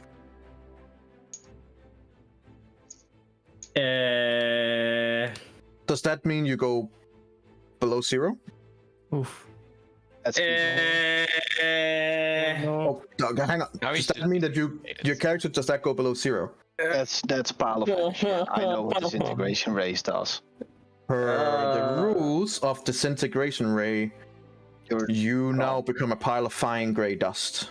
True. And that means we can't get him back with Nope. Revivify. And we can't even get him back with the long spell. That's total disintegration. Then me and Alera don't even know where he went, and the rest is gone. Ilara. You have no idea what just happened on the other side. You do hear a scream. You hear the voice of the scream, and then you just hear a complete silence.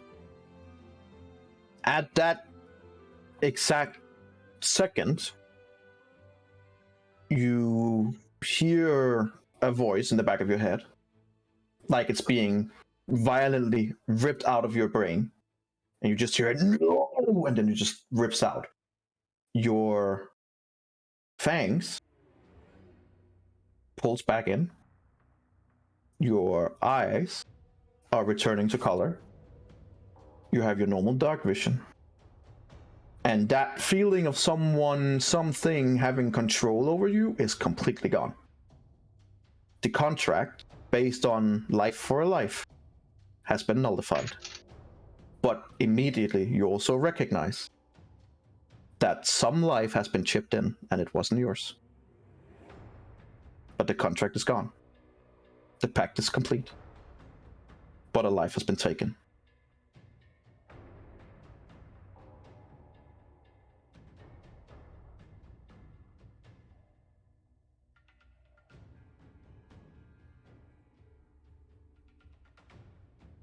Ilara, it's your turn.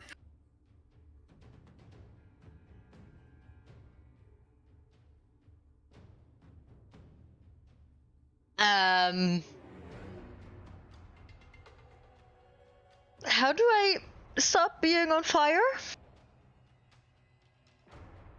Can use your action to put it out. Holy water! I guess I will try to stop burning with my action. I think. Yeah, you use an action to swat the fire up, no problem. The tar is already burning off, so it's not a problem.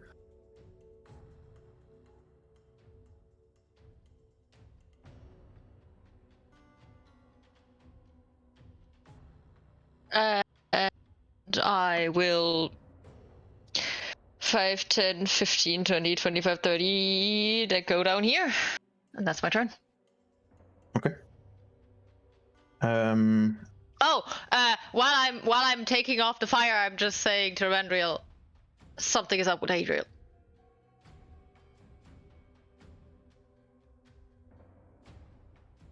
And then I run. Okay. Did you dash as well? Or No, I did not, because wouldn't use that... an action to put the fire out? Sorry, Yeah. my bad. Yes, No, my bad. That's okay. Lona. Roll me an insight check. With advantage. See how much you can feel and understand from your core. Okay. You get a sudden feeling of dread and loss. And heightened danger. It's a lot of mixed signals, but from what you can gather with a 19, someone in your party either is on the cusp of perishing or already has.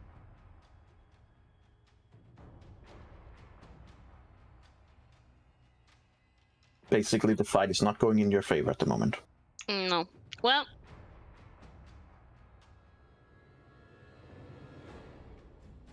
Jeremy, we're too far away from the group. We need to go back and help them. And with that, she is gonna start running towards them, trying to see if she can help on the right side of that monster that she doesn't know is dead by now.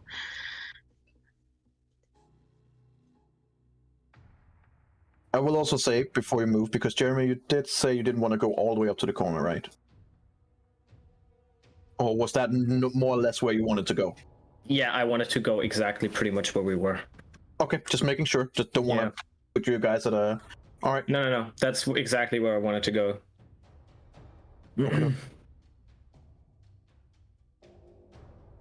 Is dashing a bonus action or action? Action. Action. How much further can I run then? Same Half your movement. No, Your movement? Yeah, Same, okay. Your full movement Yep. as well. Yeah. So if you have 30 feet, then you can run 60 feet if you dash as well. Yep. There we go. Okay. Eberron. Still on fire, yo. Use my action to put out the fire. You are no longer on fire. Yes, earlier I said that and I saw her run in that direction. No.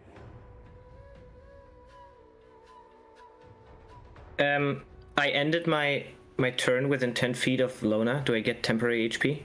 Yeah, Yes. I sent it to you. Oh, you did? Oh, I Yeah, wasn't. 12. Okay, 12. Okay, got it. You still have move. You can bonus action dash if you want. Yes, I was planning on bonus action dashing. Okay.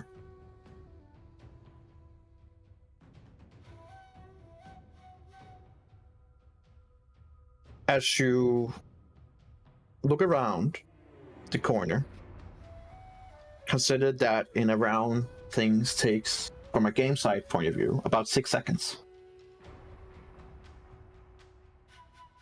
What happened to your brother was basically in the previous round, which means from him being disintegrated to now would have been anything between 1 and 6 seconds.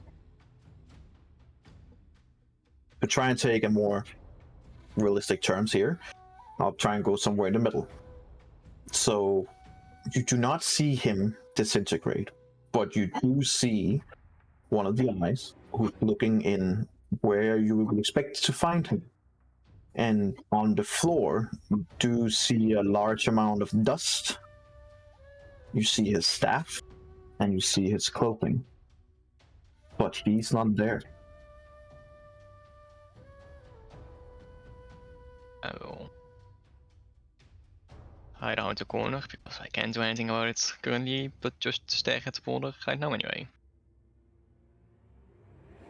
So that was my turn.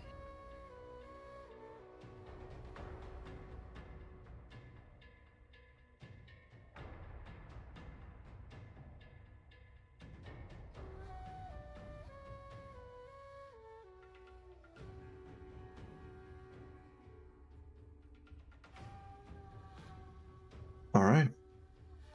Onyx. Did I hear the orders run in the opposite direction?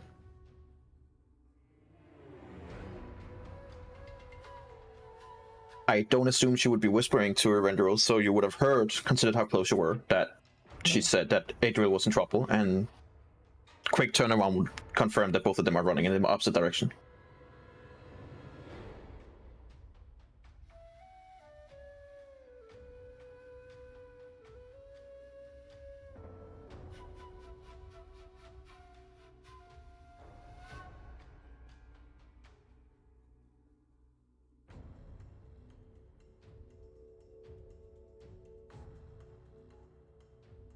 And I'll leave it at that.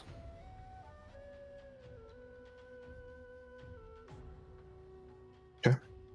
Jeremy? Well, fuck me, right? Fuck everyone. Okay, so Jeremy is gonna try something. Which, let me see if I can do it this turn. I think I can. No.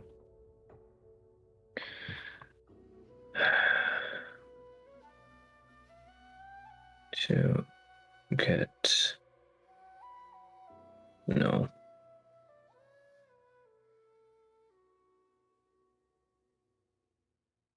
I'm trying to see if I can get to 70 feet of movement, but I don't think I can. You should wait. Stay like a good Jeremy. Okay, how big is the hole over here? Is it Beholder can fit through big, or? It seemed like it can maybe squeeze through. The Beholder. Yeah. Got it.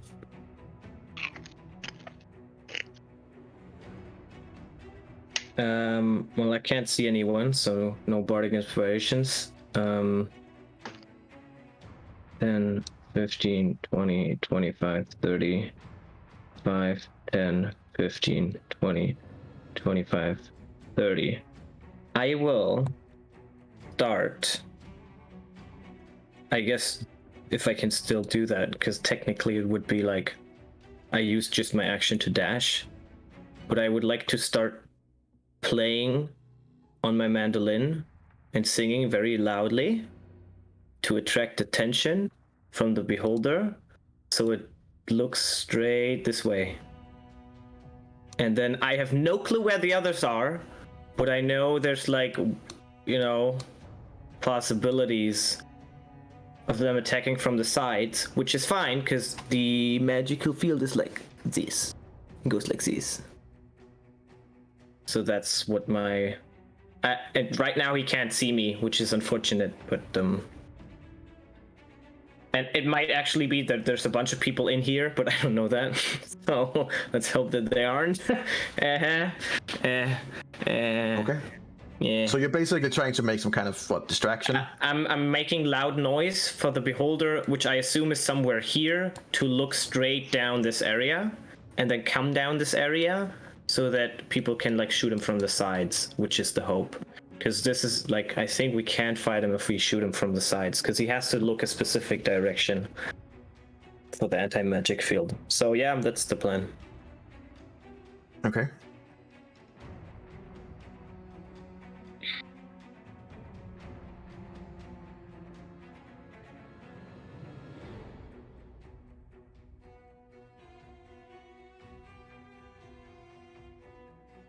Onyx, you see the beholder hovering around the corner. Its big eye is looking in the direction of Adriel. Just in case someone were trying to do something funny from that side. But he was looking up before that, and just one of the smaller eyes was looking at Adriel. The big eye was looking towards where Jeremy would be in the hole. And now, when it is its turn, it is shifting its big eye towards Adriel. Yeah, makes sense. Can I see the eyes? Because I can't see that far. Like just from a right now, I can't see anything because I'm around the corner. But if I looked straight down this hall, would I be able to just see the eyes? Consider that your night vision is only 60 feet. Yeah. Can't see shit. Got it. Just dark. Mm-hmm. Talking about which, can you put my dark vision up again then? I definitely can. Absolutely. You had a lot, right? 150. Well, the vampire problem resolved itself. Just clear a new one along the way. I mean, we didn't really. It dissolved itself. It used its action to dash because it only has 20 feet of fucking movement. But it is now looking... Not the big eye's not looking at you, Onyx, but some of the smaller ones are looking at your direction, just kind of like waiting to get the word. We're skipping Adriel. Elara. Yeah. I mean, she doesn't know where he's looking at. No. It would be like... Yeah, I can just barely... From the way that I know Erendria, would I figure something from the way that he peeked around the corner and came back? Like, did I see his reaction? Well, for a change, he doesn't look dead inside, but mostly just furious, so that would just... Consider what he has just seen, and he's intelligent enough to figure out what just happened. He is just staring to the right side of the map. He's just staring with like... Yeah, you get the feeling that he's looking at something horrible. Okay, yeah. I'm moving up to him and trying to squeeze next to him into the... Not a problem. Okay, I'm standing here then, and... You see the same. Adriel's clothing staff lying on the ground in a pile of dust. But Adriel is nowhere to be seen. I have my normal movement up to here, and I am gonna dash up to here and try to follow that piece of shit that did that. Lona. Yeah. I'm gonna continue move.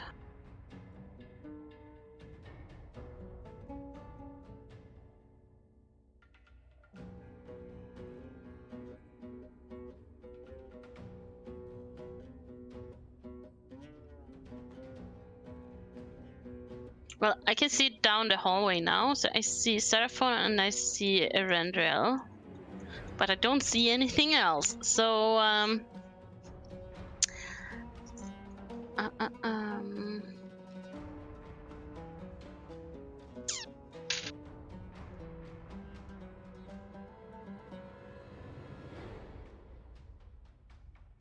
I am gonna, let's see, 30 feet only. Shit.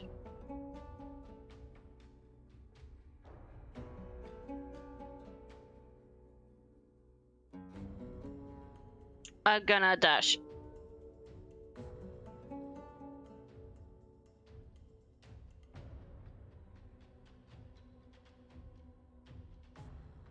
And then I'm gonna be like, oh, where is everyone? And that's my turn.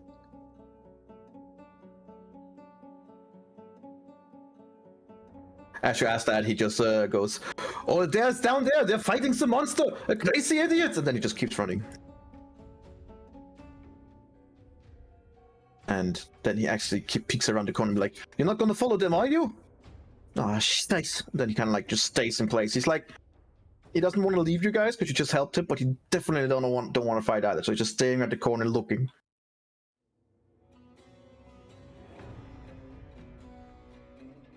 Eventually, I believe that was the end of your turn, right, Lona?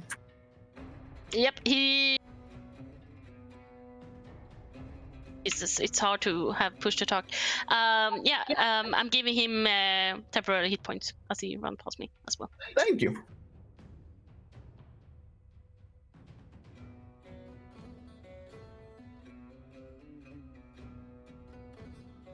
All right, Erendrel, you are. Well, what are you?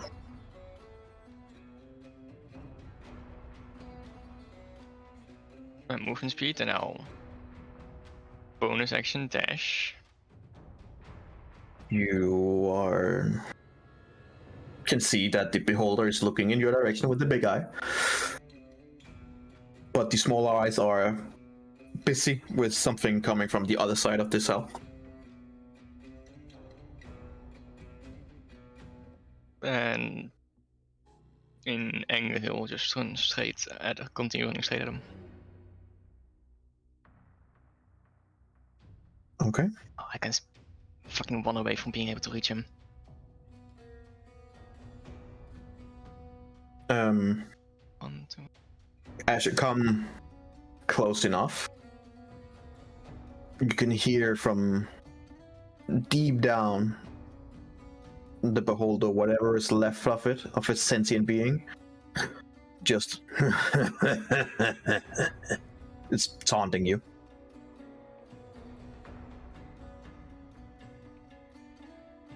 Speed. Is that your turn? No. No. I mean, I'm not close enough, but I guess I can at least shoot an arrow for very limited damage.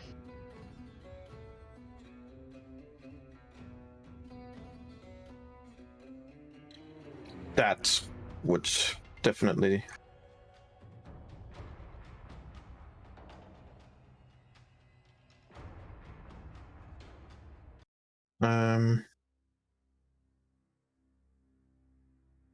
All right, yeah, that will hit. That was my turn. 11 damage.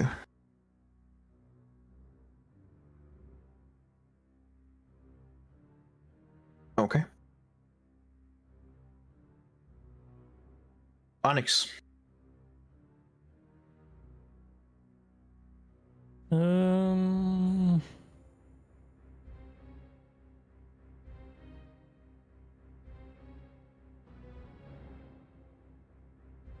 Hmm.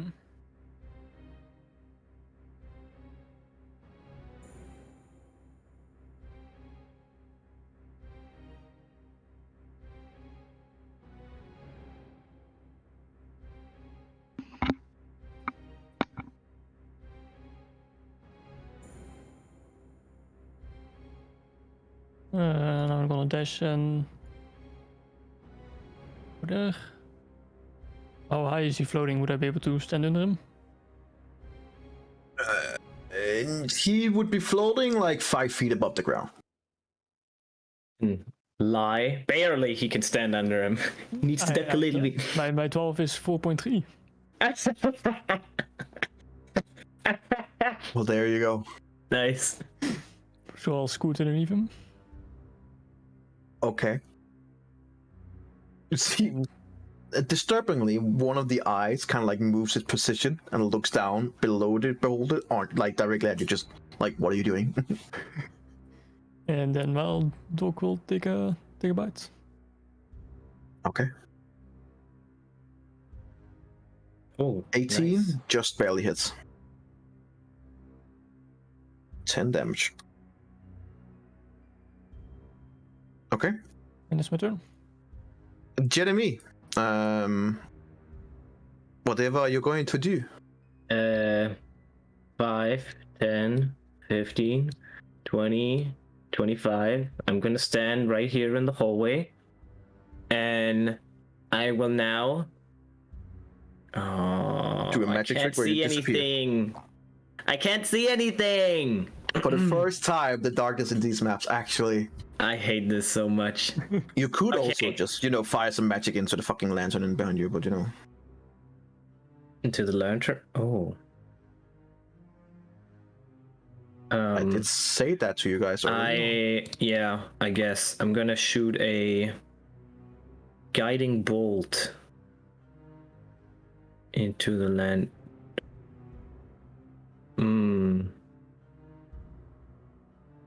Right. I'm imagining this like Jeremy's like, I can't see anything, and then the bowl is like, well, you could use the,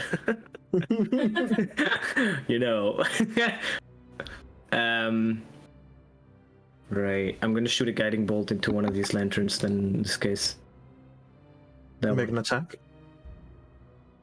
Oh See no! if you hit your mark. Do I have disadvantage on attacks? Only on ability checks. Okay. Where is it? Where is it? What level do you cast that? I only have first level spells, my dude. Okay. I got nothing. As you hit the lantern, it gets like absorbed in, and you see it begins to like, but it needs a bit more. Just a little bit more. Just a tiny bit more. Approximately one level more of a spell. Okay. Just now my question is, is that the only lantern I see light up, or is it like, ooh, there's a lot of lanterns lighting up? Due to where you're standing, yes, but the others can see that lanterns are beginning to.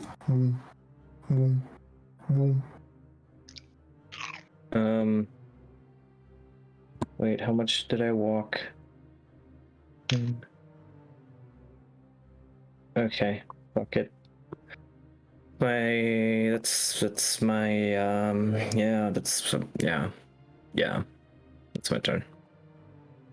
I will still play on my thing, by the way. I'll be like, It's perfect. This is the beholder's turn. And oh, it's been looking for a fight for so.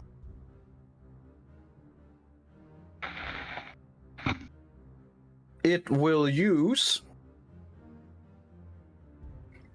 an eye. What a surprise. Against Draconics. Consider that you were in its comfort zone, and it's kind of like, you know, you're within its you're in his personal space. It's not nice. Is it? I'm gonna use a 1d4.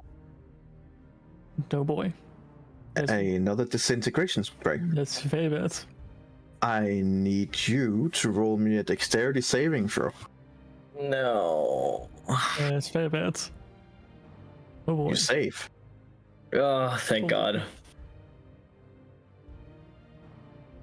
Okay. So.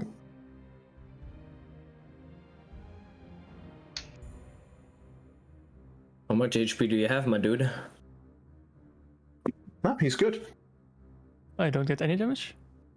Well, as far as I read this, if the target is a creature, it must succeed on a DC 14 dexterity saving throw, or take 45 force damage, or 10d8 for damage. It just always shows the median, but 10d8 force damage. It does not say anything about half damage if you succeed. It says or take. So as far as I just read it, misses the ray, basically. it misses. Yep. That's how I read it, because it doesn't say anything else.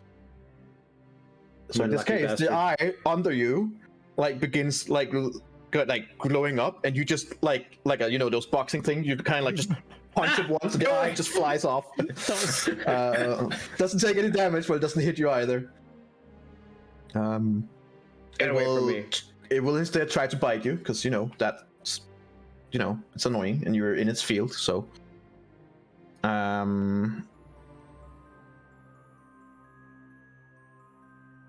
just a 19 hit. No.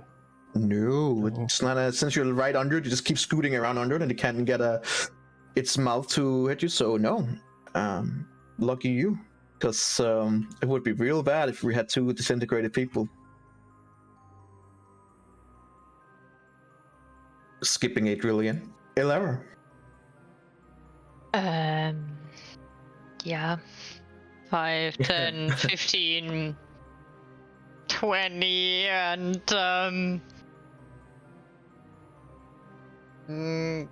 just taking 2 of my normal arrows out, because I know how beholders work and my shadow arrows don't work. But luckily I have 30 arrows on me, so I will just try to shoot him with normal arrows.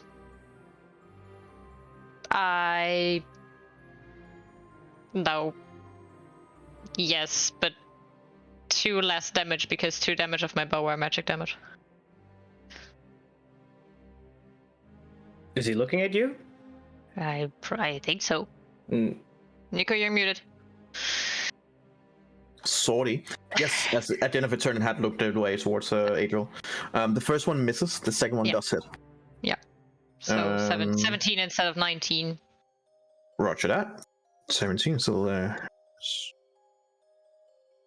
It's looking rough. Doesn't have as big as a life pool as a normal. Yeah, it doesn't have as big as a life pool as a normal beholder. Thankfully. Is that the end of your turn, or are you? No, I'm moving over here. Good call. Lona, whatever are you gonna do? Well, as Lona noticed that the lantern behind her is flickering with lights. Well, not so quick, because due to the wall, you can't see shit. But you said this one was crumbled, didn't you? Oh yeah, you did say that. Yep. Yeah, because I can. Because it's not blocked. You can see through that one. Yeah. That one is crumbled. That's the only wall I see. Excuse me? Crumbled. Yes, you said that. You can see through, and you said it. I asked you earlier. I can see It has through been this removed wall. there. Well, there you go. Lucky you. Yeah. It is going like whoom, whoom, whoom. Yeah. Make an intelligence check to see if you have any idea why it's going whoom, whoom, whoom. You told us because. No, I told. No, one of told me. You have. No, because when I asked Luna about was the the sigil, one that checked the sigil. yeah. Make an intelligence check with advantage, please. Okay. Come on, now's the time. Roll high. I have 0 intelligence. But you have advantage. That's good. Okay. That's the save. You gather Oh, that. sorry. Don't Same I mean, number. it doesn't matter. It's the same. Yeah, it doesn't It's the actually same. matter. Okay, don't roll again. Don't roll again. You're gonna fuck it up. Yeah, sure. You gather that someone is trying to ignite these lanterns. Yeah, okay. Well, and since I was there when Professor Scant said it the first time, since I asked about Sigil, I am gonna help that whoever it is. The beholder, of course. Yeah, because, yeah, of course. So I'm throwing a guiding bolt level 1 on that thingy. You can hit. I believe in you. Come on. Don't roll a Go, 1. make an attack. Don't roll a 1. Don't roll a 1. Come again? Make an attack. Make an attack. Don't roll a 1. You can do it. You can Like do that? It. Yeah. You had advantage on this, but it's a 17. Sorry, I forgot to Well, change. you did roll a 1 to be fair on the second roll.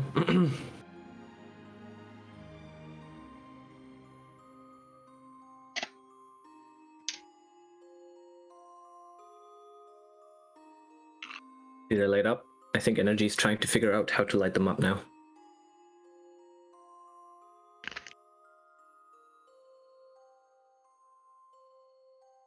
You're muted. Can you see the light source now? Me? No. Mhm. I can't see anything.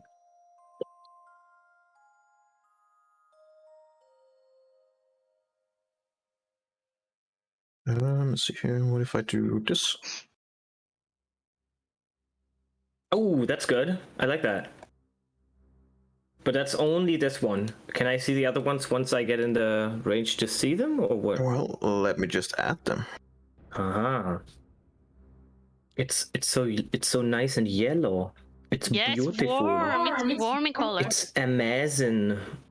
Oh, I can see the beholder now. Jeez. It's a beholder. Jeez Louise.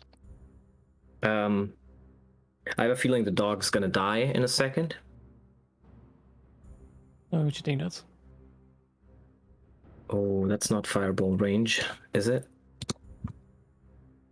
Let's 120. see. 120, right? Yeah. So I need to walk 30. And then that's gonna be... Can't see anyone else, but I'm gonna like do it All like right, this, I you guess. guys should now have a lot Can't see from of here. light. As you see, all the lanterns just vroom, like goes up in full bright orange, yellow light. The whole room is now pretty much lit.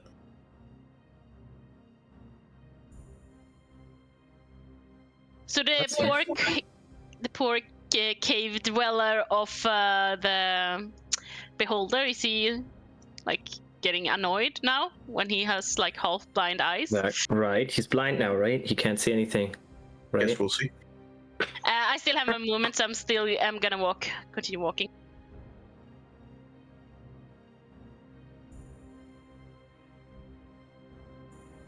And I can barely see. And that's my turn.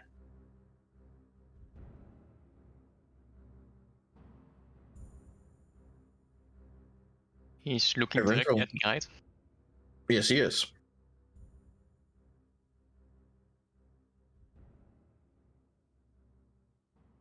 Is there a way that I can stand next to him without being in his cone, or is it too big?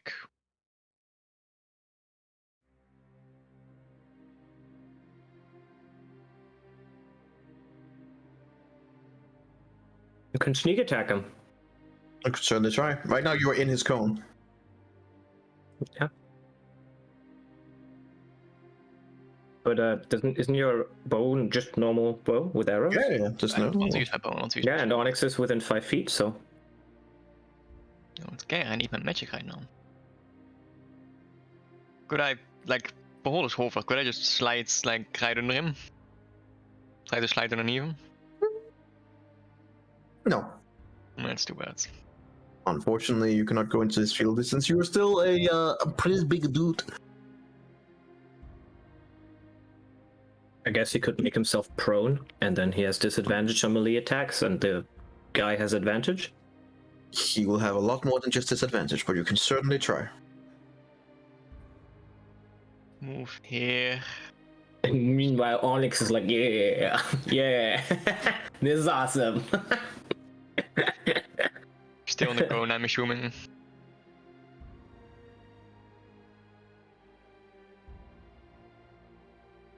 Nope. You were outside the cone. Great, I will use my bonus action to Hexblade curse him. Use my He is now Hexblade cursed. I use my action to I don't know what the marker for curse would. This one. use my action to cast Green Flame Blades, and would I be flanking with the dog or No. a normal attack it is? But at least I have sneak attack. I think a beholding zombie can be flanked even. Like, come on, bruh. Get on my level, bruh. No! Fuck's sake. Not the attack. You have 2 attacks, right? That I misses. use Green Flame Blades. It's a spell instead of a normal attack. That misses. I figured. Not a surprise. So basically, you see Onyx punch one of the eyes and kind of like actually flops off and then hits you and disrupts your attack. Wait, could I have just... Would that work? I've just Hexblade cursed and stand here. Yeah, it's too late. I already made my attack anyway, but... just... throw up my sword as my bonus action. And if the flying sword, take a slash at him. Where are you throwing your sword? Like, basically in front of me. In front of his eye. No, I would specifically try not to throw it in front of his eye. Just, yeah, there you go. That's the only... Well, I mean, I'm pretty sure you can control this one. Yes, so I could place it here. And I'm assuming that would fit because, you know, it's just a sword. Or... Sure. Okay. I'll allow it. Okay, is that your turn? Oh, at least, oh, that isn't on test. That one's not sneak attack because it's just a flying sword. So not sneak attack, but 13 damage. Yeah. 13 damage. Damage. It is it's looking like it's hurting. Come on, Onyx. Come on, Onyx. Not as much as Adriel do. Oh, couldn't. Ouch. Too soon. Too soon. Okay, Okay. it does actually take 4 I'm extra smoldering damage. right here, but you know. You take what? Sorry. 4 extra damage. Why does it take 4 extra damage? Hexblade curse. Right. Yeah. Yep. Sure. It looks a little bit more hurt now. Little bit. Onyx. Whatever do you do? I'm gonna cast Branding Smite. Branding smite. Yes. You're gonna brand go it. for it. At the low. And try to step. Nope. Yeah, poke. Wow. Try to step. Oh, wow. Wow. Man. Great timing for Just bad those people are rolls. doing amazing. Oh. Yeah. As you're Dog. standing Dog. under it, it kind of like from its damage it gets from Erendril, it kind of like gives this really nasty burp, and as you get hit by all this stench, you just like you're really like you're almost puking and can't. God, I focus on can smell attacking at now. all. And that's with almost his constitution, Jesus. Can the dog attack? No, that needs my bonus action for that. God damn it. Oh, what an absolute shame, Jeremy. Well, he's gonna walk 5, 10, 15, 20, 25, 30. And he's like, I can Hawk- see now! Hockey, was that Yes! fruit or was it that sad food? I know it's food.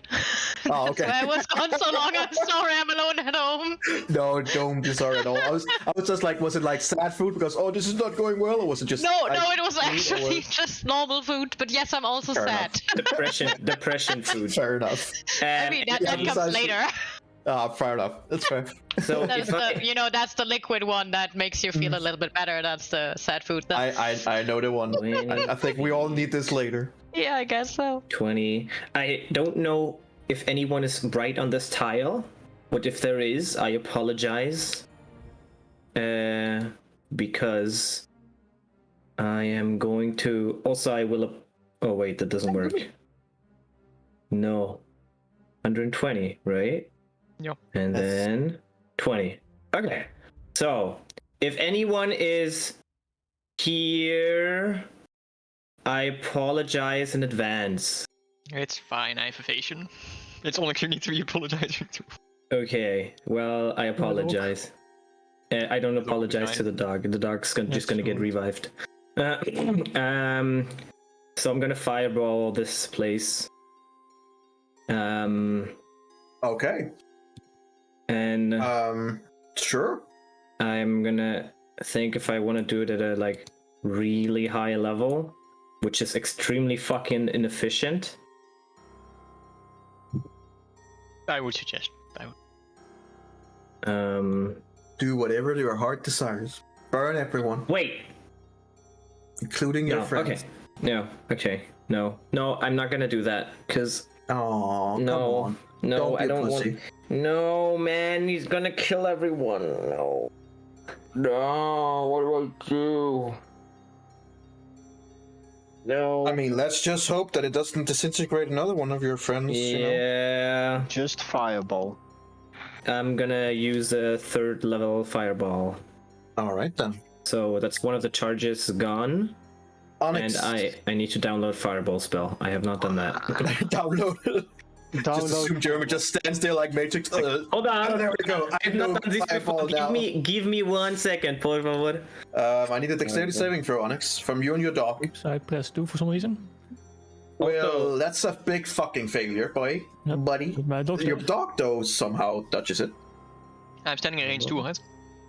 No. I do not believe you were in range. Wasn't. How many feet is the No, fireball? 20? no, not. Yeah, it's 20, but it was from. Like, I would do it in a way where I know I'm gonna hit this guy, so it would be like this from here. This, okay, so only you are fine, Erendril.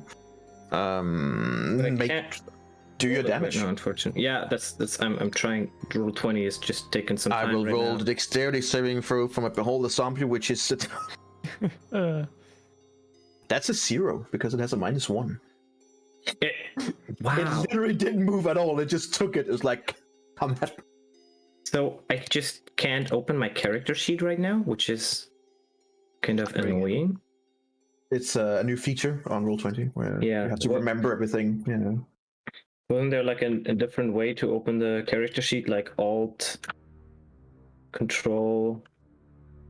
Because it's not working. So I can open everything except my character sheet apparently. Can you add Fireball and do that? Because if I have to refresh Roll20, that's going to take forever. Just roll 8d6. Oh wait, is it 86? Yeah. Yeah, let's just do that. That's way easier. And then I'll figure that out. Slash. Stuff can go wrong, right? 6.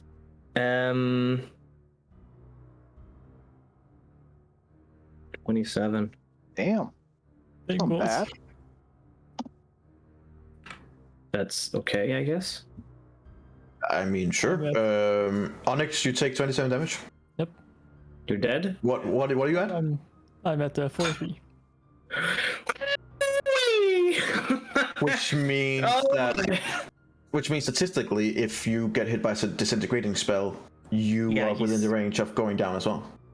Yes. He was before as well. Like Yes. he knew if he gets hit by Yeah. disintegrate, he's dead. So I could tell in his The- face. The beholder is looking rough. Not rough enough. It's looking really Oh. rough. At the end of my Oh. turn, can I use a bonus action? I can't see anything right now because my Roll20 is reloading. But I will because I have now blasted this with fire, right? You have. So now I will be like, I will sing a song and it will go something like, "Oh, beholder, you had the one job which was protect this prison, and you're too bad at doing even that." And then I sing that, and I sing it in Undercommon because I think they understand Undercommon. And then I want to debate it towards me because I'm still a little chunky. Right. As you're doing everything basically at more or less at the same time, you shoot the fireball while singing, so it only hears, "Oh, beholder, you are so bad." And then the last part of it, doing your job. Yeah, that's my turn. All right. So the beholder is pretty fucking angry right now. It will go. It will do a woo and hover. Consider that you already were under it. You get an opportunity of attack, Mr. Rook.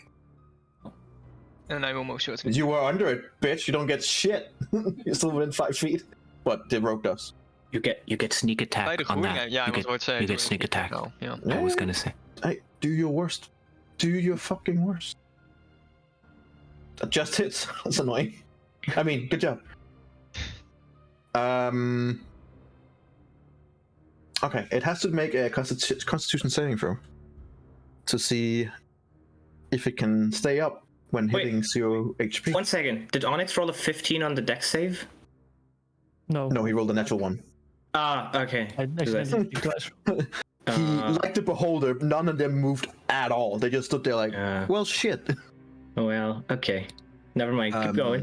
Continue. So it has undead fortitude, considered it is undead, which means if it's reduced to 0 hit points, it must make a Constitution saving throw with a DC of 5 plus the damage taken, anything over its health. So in this case, it would be a DC of 15 on its Constitution saving throw. Just so you know.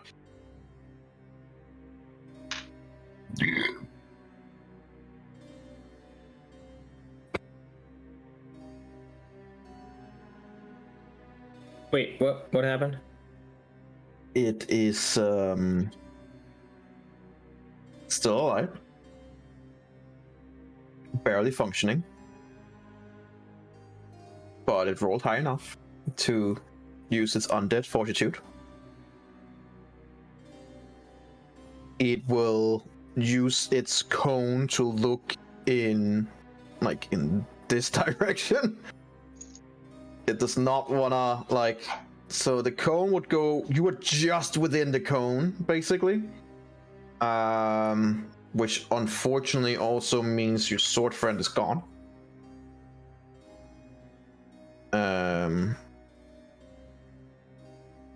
It will.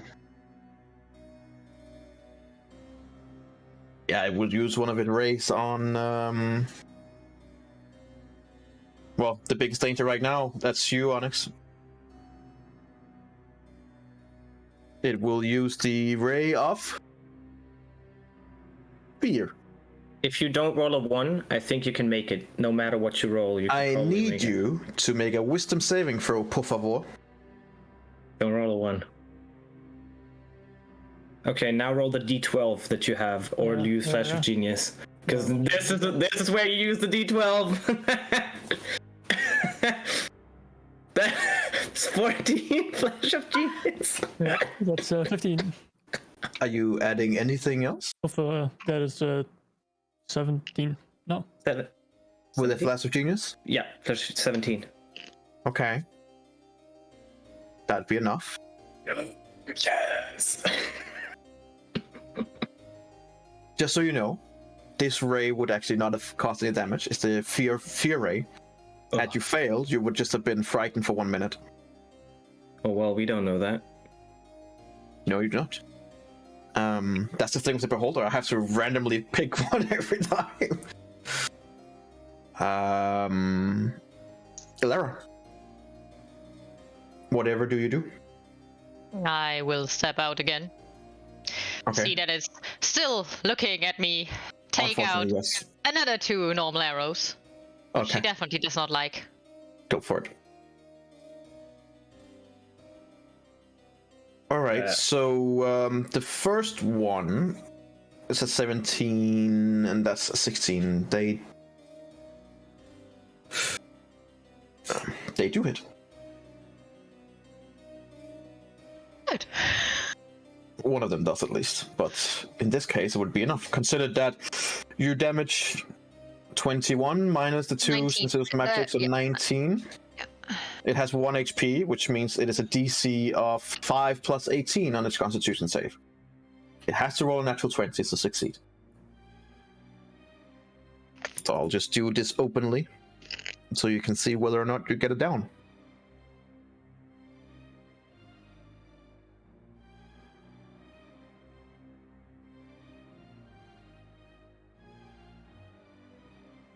That's not enough. As you hit it with the first arrow, right in the eye, its undead fortitude tries to keep it up, but it keeps like hovering further and further down until it finally just collapses on the ground and dies.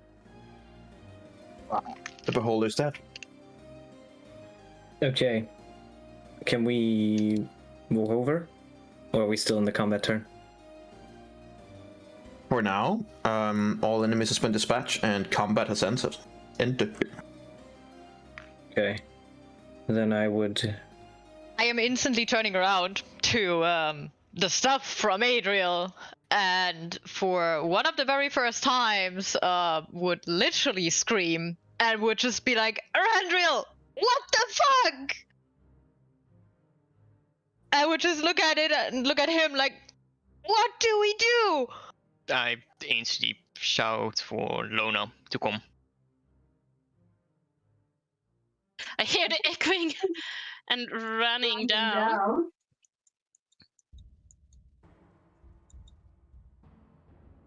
Holy crap!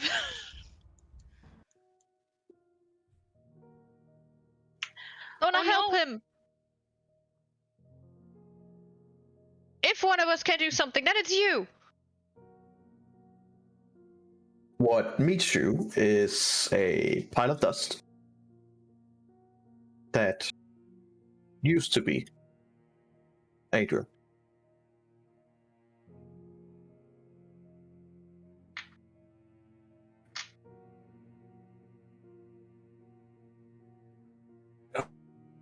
Oh, shit.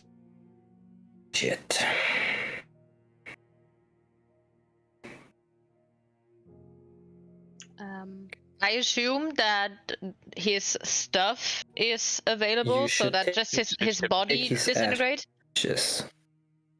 So I would try, because I remember that Adriel had diamonds on him. I would just try to get everything that I know is needed for any kind of spells to get it out and just hand it to Lona like, this is Yeah, something. damn shit, though. Anything on your person that is not magical is disintegrated. Oh fuck! Anything that is magical is fine. Face is closed. Luckily, dude. everything that I had was in a magical container. Yay! Then there you go. Since Yeah, then the I'm container dabbling is in the bag of magical, it is holding. not. We are just Okay. And Do you trying have any? like diamond dust, and just to Lona like this or this. Do you need it? As you give all this stuff to her, she's just looking like at you guys, and like she's tearing up, starting to cry,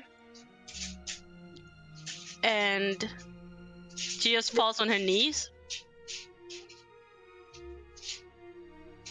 I believe that 3 of you have a point in cleric. Yeah. All 3 of you, I need you to make me a wisdom check. I believe Ladio has crushed. Yes, I believe it was Eladio, Ilera, and Lo.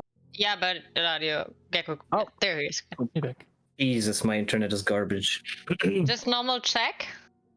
What's going on? Roll a wisdom check. We have wisdom check from you, Ilera, and Lona. I'm not believing a lot right now. Disadvantage. understandable. Wisdom check. Can you? Oh. Okay. I Well, don't believe it. perhaps fittingly, Lona feels it. the healer, your understanding on something or someone being disintegrated is that it is the worst outcome possible. A creature that has been disintegrated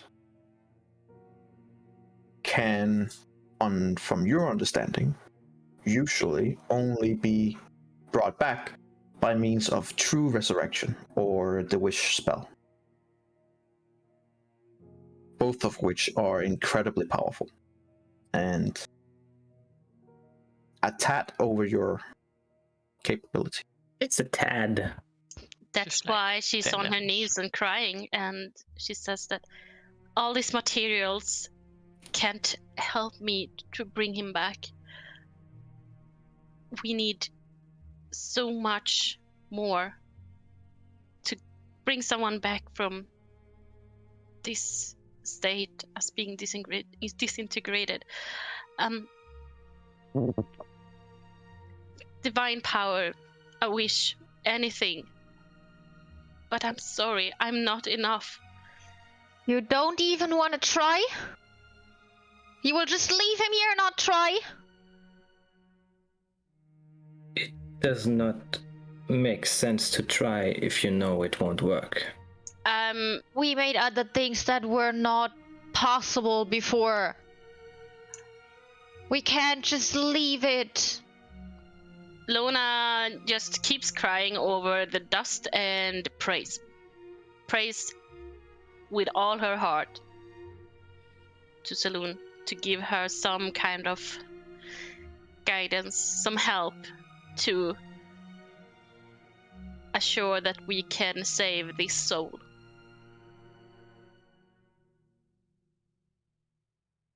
Okay.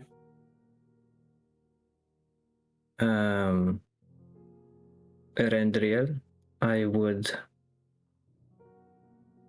recommend that you take the ashes.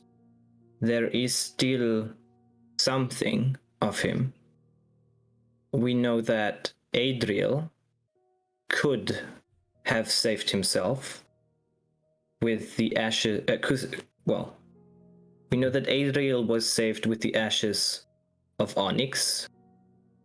I don't know much about that process, but Eladio said Onyx was turned to dust and then he was brought back into a new body, which would mean while Lona might not be able to do it, a caster like Adriel would be.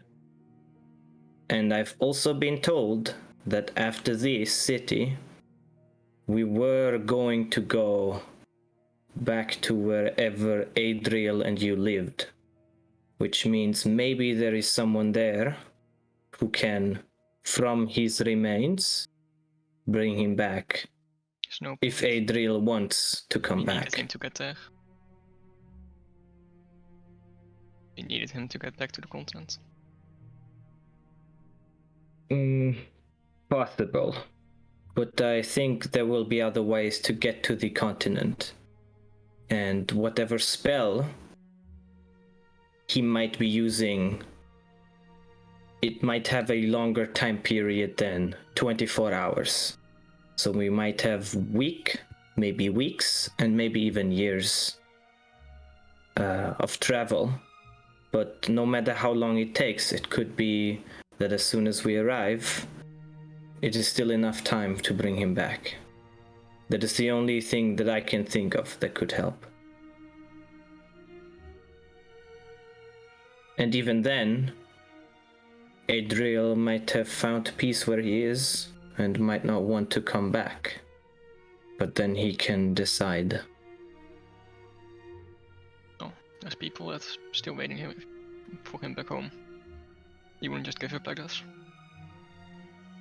Then I think we should take his ashes, we should collect his things, and we should find someone that can bring him back. I know that some spells have a requirement of a very short time, which would be, for example, a Revivify. I know that there are others that have about a week or a little longer. I myself chose not to be able to cast these spells, but obviously Lona and Adriel can. And I know that more powerful spells have hundreds of years of waiting time. And I don't know how powerful the druids are where you live. And I don't know exactly if there are ways to get to Bryn Shander quickly, or why maybe we can fly on eagles or anything of the sort, but we will need to figure out something.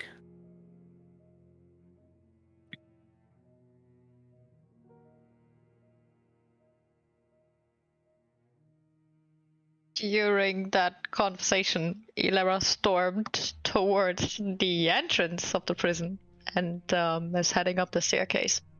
Before you go, it's not to ruin anything that you had planned, but as you were moving away and listening to them, would have been, let's say you go in this direction. Yeah, it's fine. Direction doesn't. And around the corner, as you hear what they're saying, you hear another voice. Well, I have been looking for you for some time. The world has been thrown into chaos ever since you decided to elude me.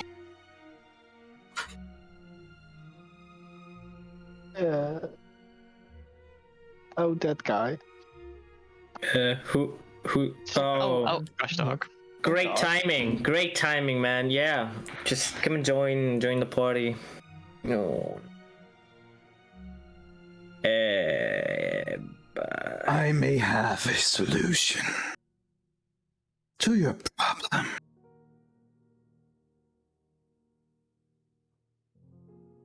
The forces that you have almost released from this place threatens not only your world, but mine as well.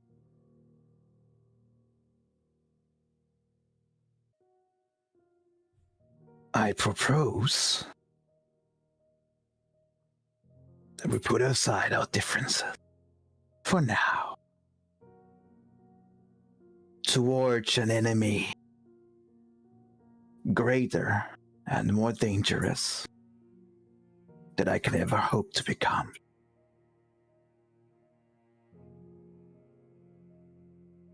An enemy that does not seek to overtake, but to simply consume and destroy.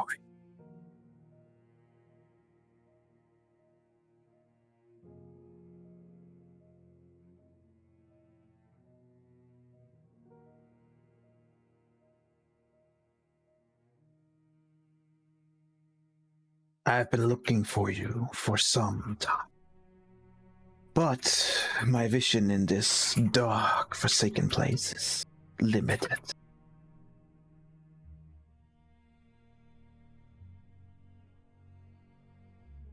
I know that we're not on the best of terms, but there is an enemy far greater that needs to be stopped. You all needs to be stopped. Have you any idea how close you have been to set something horrible free? Have you any idea what your actions have had on your continent?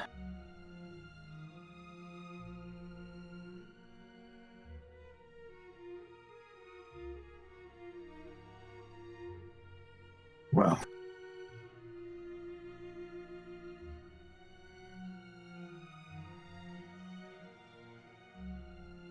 what have you to say for yourself?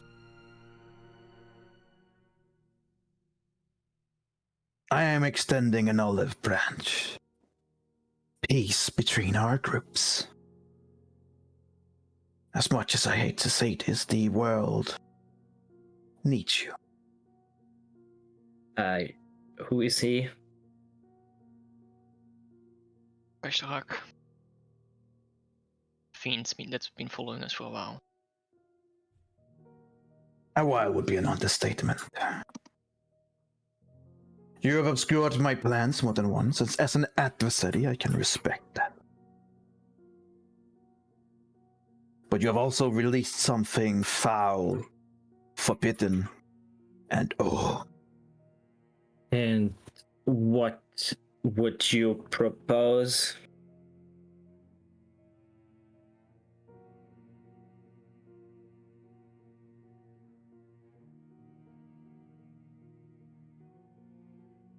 we need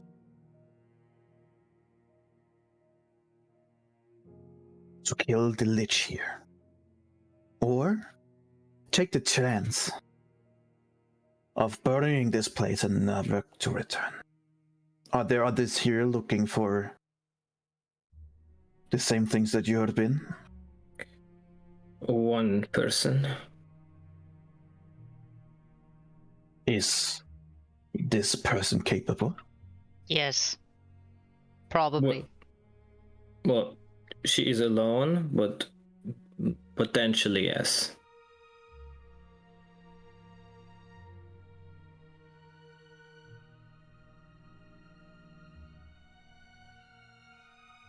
Well, that's not good, is it? The whole circumstances here are not really good, but also not bad enough to make a pact with someone like you. I'm very sorry, but I guess you know what I mean. I can help you. At what cost? Why would we trust you? You shouldn't. You shouldn't trust anyone. But as I said, there is an enemy much greater than I and you. This place, this city, is forbidden for a reason, even amongst those that lives in the layers of hell. Those that has been cast out from other planes, those that has been corrupted, they land in hell. Surely this much you know.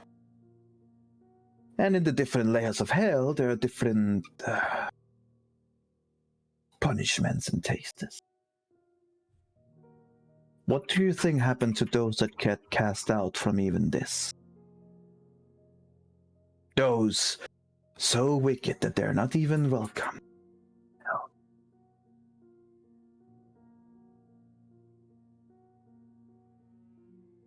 That is what you have been about to release this place. And what whoever this person is probably is trying to do.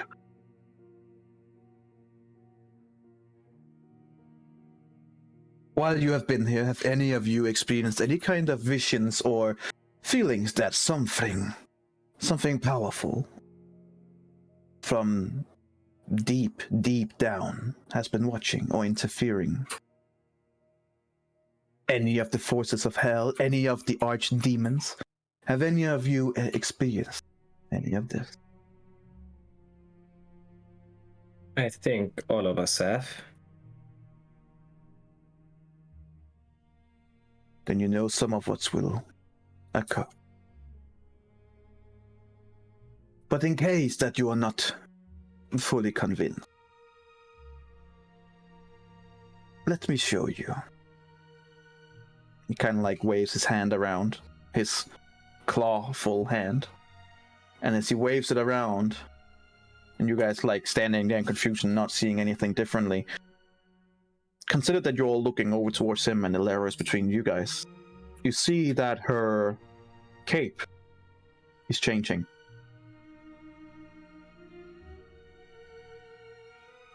The pictures that once depict something beautiful now depict something very, very, very different. You see someone is feeding on some poor girl. A familiar girl. Her sister. And the feeder is Elara herself. A quick look up back towards you guys, almost like she would be looking into a camera if you were watching a movie, reveals the red eyes, pale skin, all the things and the features of Elara, holding her own sister, killing her slowly. And in the corner lies 2 corpses. One male, one female. But they look a lot alike. As the picture zooms up a little bit, you see that she's in a castle, but far away from any kind of civilization. And as it takes one more picture further up before fading back to repeating its pattern, it shows an area of Kovir that has been burned down. No color, no life, just darkness. Would I recognize what area that is of Corvair? Because we've like zooming specifically. Make a history check. Man, disadvantage sucks. Yes, it does. Oh, 11. oh, that's painful. I rolled a 20. I mean, the 20 would have been... That would have been something.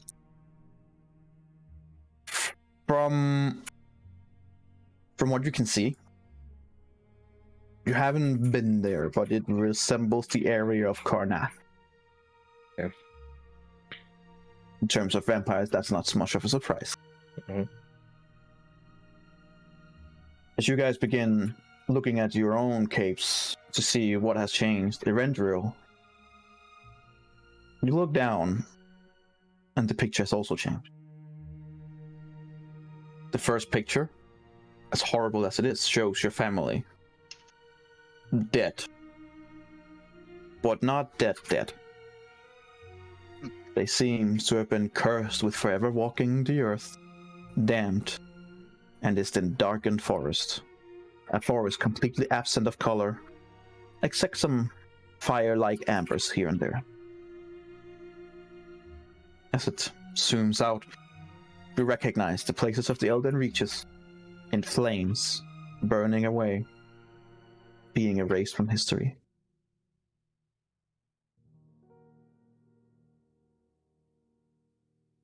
One thing that remains from Adriel would be his cape, consider that it is magical. You see a forest burning to the ground. You see what would be towards the demon wastes, something that the 2 brothers at least, well, in this case, one of them, would recognize, is towards the demon wastes. You see a massive portal, a massive gate that seems to have been erected in these Elden Reaches. And out of these gates, creatures of all sorts coming from the absolute depths of hell are pouring out, killing indiscriminately and destroying everything in their wake. Seems that in this picture, the gates are open and hell has come to Earth once again. Jeremy, if you look on yours, you're lying in the gutter. Someone is pissing on you. Another Bart, a familiar Bart. Oh no. Laughing, smiling. Not him! Yeah. Oh. Weirdly enough, this Bart keeps forming into different shapes. Now suddenly he's a bald and oddly familiar guy. Now he's a small and somewhat pretty girl who just starts kicking you while you're down. Around you, as it zooms out, the town's in flames. And though you cannot hear it, you get this sensation of this terrible laughter being exuded from whatever creature it is that is beating you. Lona. The once beautiful and calm little town that you know, it's burning away. Fiery hot, but there's no people. In the next picture, see that it's just a burned out town. There's no soul in sight. You see Lona sitting in a burned out house, clutching a hand of a burned corpse. A male. Younger male. There, completely and utterly alone, she sits while slowly being consumed by fire.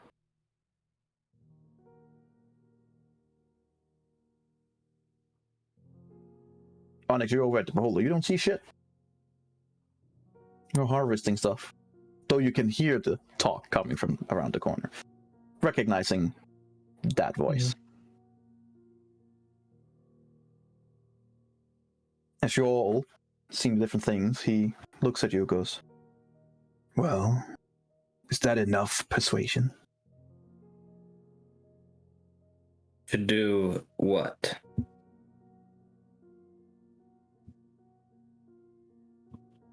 A truce between our faction. For the time being, until the greater force of evil has been destroyed. I know the irony in this, but within the layers of hell, there are different factions. Different wishes, different opportunists, and different personality. I wish to control. But it is hard to control anything that has been destroyed by fire. Some just wish to see the world burn. So why did you come here now? You could have asked for a truce at any time before. I have been looking for you for a long time. I have been looking for you for a long time, but you have been hidden from my sight. Annoyingly, that's what I've been. My plans has been working perfectly until you meddling kids.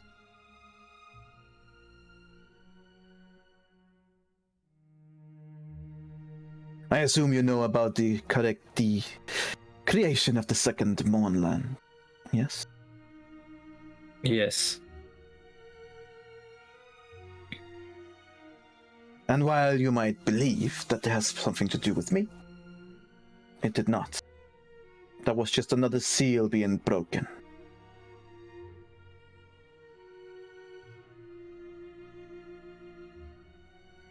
I agree.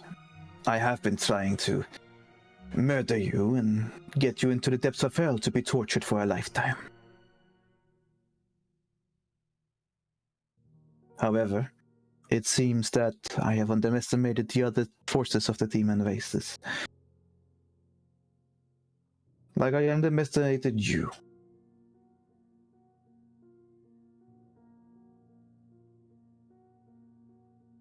Despite your positions, and despite your place in life, you have managed to call forth on allies not seen before.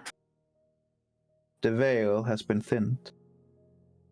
Other forces outside has been interfering. And I am fairly sure it is because of you. Now that I see on you, I know that I am correct.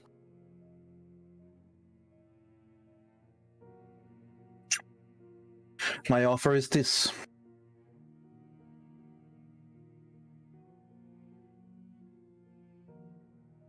I will restore your friend.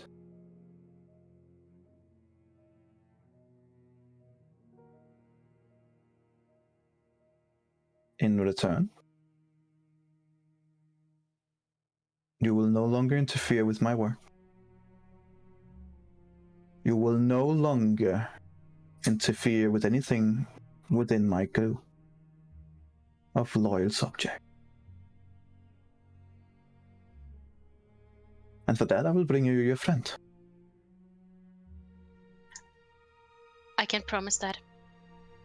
If you say that you have the power to restore our friend, so does my deity. And I put faith in her over you. Anytime, any day. How very ideologic and zealous-like. I like it. Refreshing. But your god is not here, I am. You don't think anyone has tried to pierce through this place? This place is meant to stop the gods from listening in. I'm sure all of you have felt that you have been left a little bit behind by those that you follow. This place is designed to keep those forces out.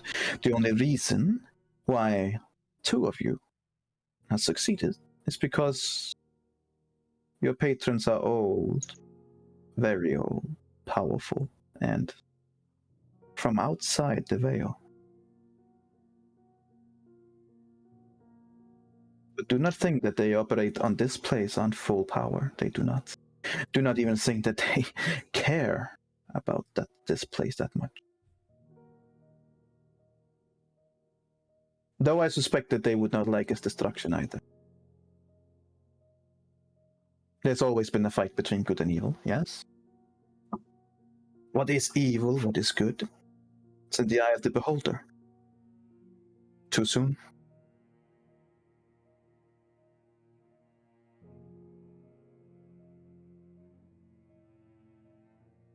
Leave my group to do as they please, and I will restore your ally.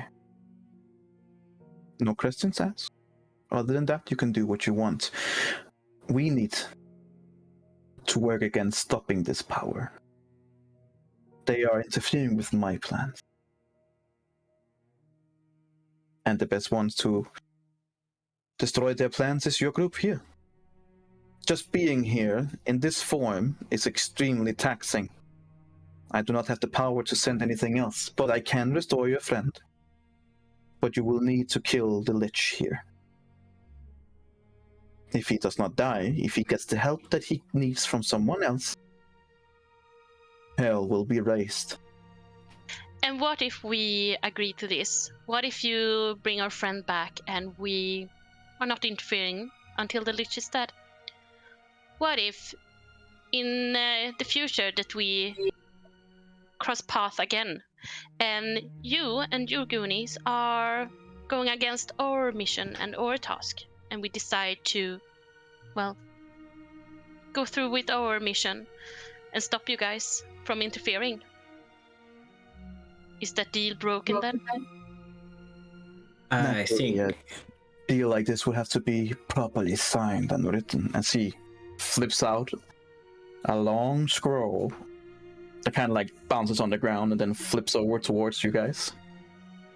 So just Jenna, basically, we're gonna sign a blood contract, which means your character cannot go against it. If she does, she's just gonna die immediately, and her soul is gonna be like going to hell. So No. I don't say that as oh, okay. Right? I just explained this to Jenna as Fair from what like basically happens if you sign a blood contract in D&D. I know the terms would need to be altered, of course, to get you guys to agree. I can provide something that you want, a friend back. In return, I need something as well, of course. Let me propose this. I will return back your ally, whose soul right now is being tormented. I will save him from the collapse of where he is. Bring him back to you. In return, you will kill the Lich. You will stop this maddening place from ever doing harm again. And when you return to Kovir,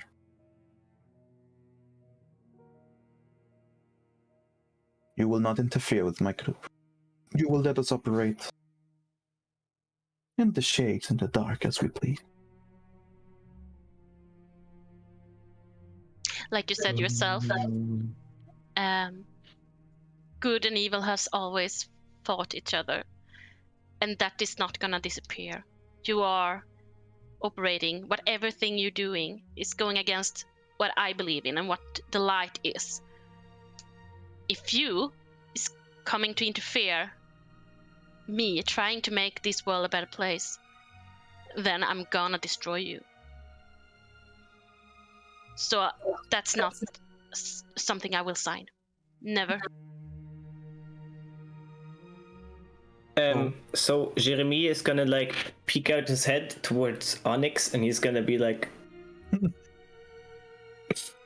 I mean, he's looking towards you, so you don't. Oh, where's he? Where's he looking? What is he doing? He is covering up the beholder and harvesting shit from it. We've been talking for like 10 minutes. He can't be harvesting that long. Right now, he has harvested one big eye that he can't really fit anywhere, and like 5 smaller eyes. You're not serious. Oh no, that's basically all Nyx. Okay, He's so, not carrying them. Oh god. okay, carrying so the big eye. I will like hold up my finger to the Rakshasa, and I will be. I think we should just move this conversation around the Hold on, I'll be right back. And then I'm gonna just move here, and I'm gonna go all the way up to Onyx, and I'm gonna ask him, how long do you think this is going to take? You're basically done. I'm basically done. Okay, please, this is very important. And then I wait for him until he's finished, and I'll touch him and give him guidance so he does it quicker, and hopefully. I'll finish up. Okay. No. Move back in. Okay. Great.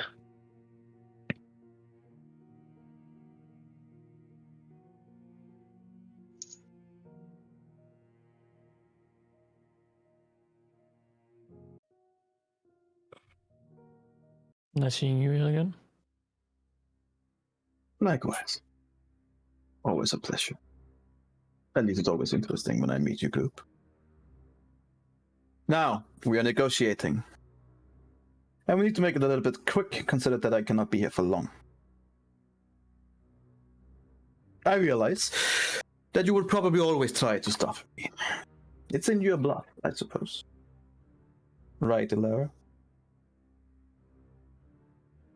I mean, my first encounter with you was forced, so I'm not saying it is in my blood, but Oh, you know, I hate evil things. I was just mentioning blood because, you know. I know what you were referring to. By the way, talking about stuff that's annoying me, and you're here too.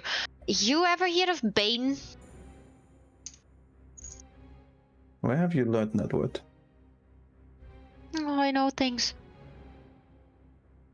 Oh, I suppose that is why it is your group who keeps being annoying. Bane is something very, very old. Very, very dangerous. Very, very powerful. Probably the architect behind all this. Mastermind. Not known to being a tactician, which is odd, but he is known to someone who wants to devour and destroy. Yeah, I figured when he took control over myself, basically, because I had to do a pact with him, which I didn't know. But let's put that aside. While we are talking about this guy all will these... stand all the way over here. Hang on. It's like, no. Bye. While we are talking about all of this, you also probably heard of Dern before?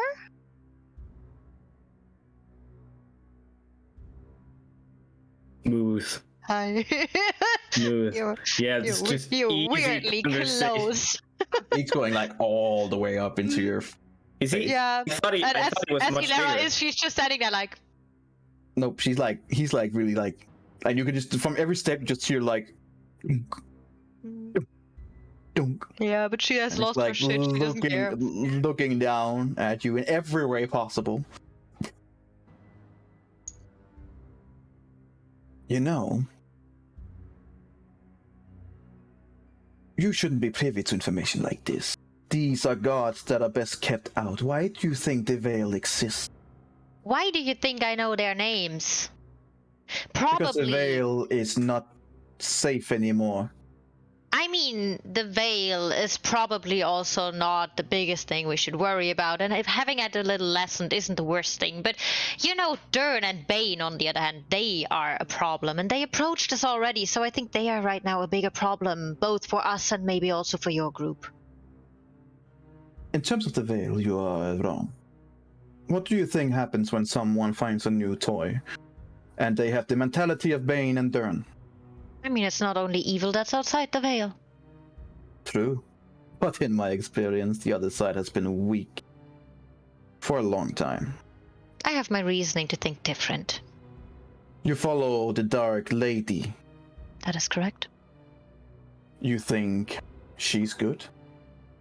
I'm not thinking she's evil. Did you know that she had an alliance with Dern once?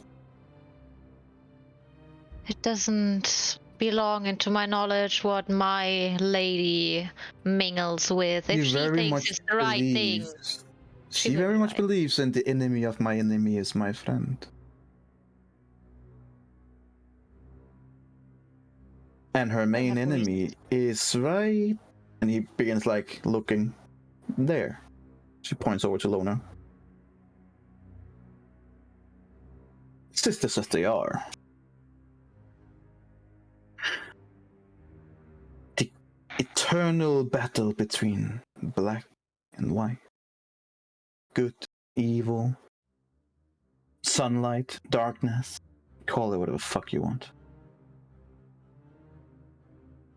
Seeing two in the same group is odd, I will admit. How you have not killed each other yet is almost impressive. Well, we figured So that I whereas believe light, that. there has to be darkness. Ah, a balance. Great, an idealist. One more. Fantastic. Otherwise, you can't survive in this world. Watch me. I have proposed a contract. I will bring back your friend, whose name I don't care. Your friend.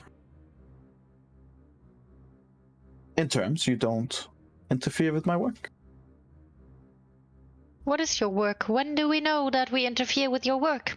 How do we ever know that the things we work against aren't your work? Either you are a very good liar, or you guys have been incredibly skilled at being lucky at being in every one of my operations.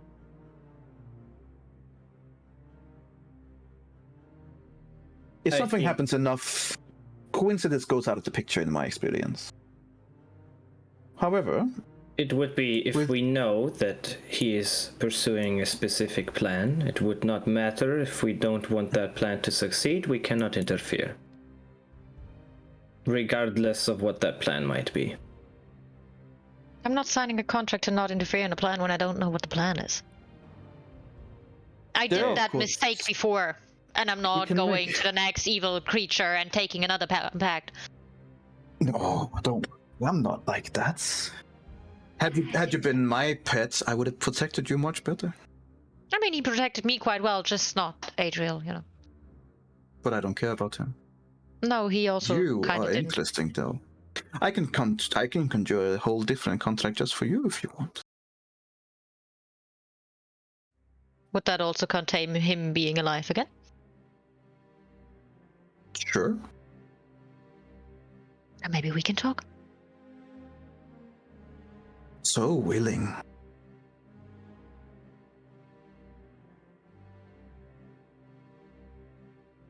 I like to chase my prey. Lara, don't do this. He won't do it anyway. He is just a guy with big words. And big powers. Oh, so were the others. Usually, that you don't have enough time. Onyx, you look smaller. Yes, quite. I liked you more before. Me too. Who put you in this foul body? I look at the pile of ash. Well, maybe it's better for everyone that he's gone then, I suppose. Maybe. No? I don't care about him at all. It was me he deserves to die. Interesting. You do not care about him, but you do not believe he needs to die. That would suggest that you care a little bit. No. No? So, this wouldn't matter to you at all? And he snaps his finger, you see like a portal on the right side of him. Like a mirror. Familiar mirror. As you're peering through the mirror, you see suspended in chains the soul of Adriel. being prodded with something hot. And he that didn't bother you at all? No. Interesting. Render on your Maybe- head just lost his shit and threw Kaggle at him. Make an attack. He throws what at him? His sword, Kragula, Oh, the demon. I mean, yeah. Yeah. As you throw it, the sword gets its own life, and it seems to very much be willing to attack. As the sword hits in, you can see that it sinks in. And you see a little bit of blood. But he doesn't flinch, he just looks down. And I'm like, huh. I haven't seen this sword for a long time. As it kind of pulls itself out, you can see a little a little winch, but nothing much. The brother. Apologies. It is not my doing that he's down there. And how do we know that that was not just an illusion? Are you willing to bet against it? You're right, I might just be filling you with bullshit. Who knows? Don't trust anyone. Could I insight check him after his Sure, make an insight check.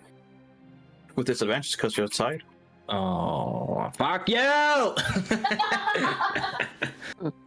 Gosh. Hard to read. Don't read a lot of cat faces. Look, normally, in times like this, it would be a life for a life.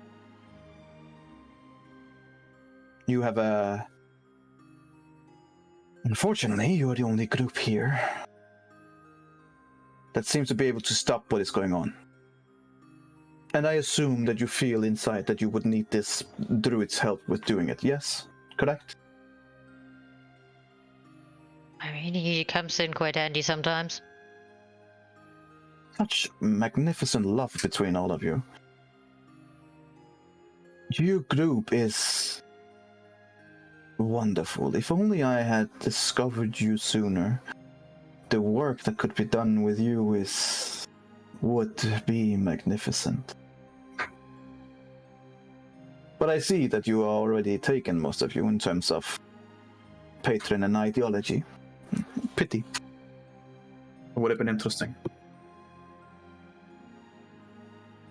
Fine, I understand that you would not be able to contain yourself in terms of trying to stop my operations.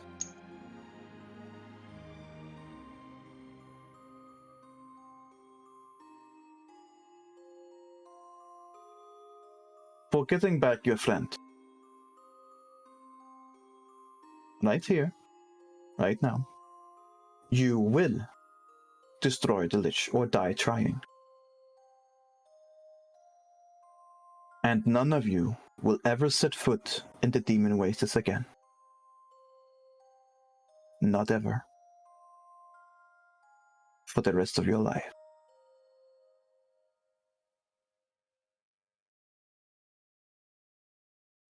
Luna takes a look on Onyx when he says that.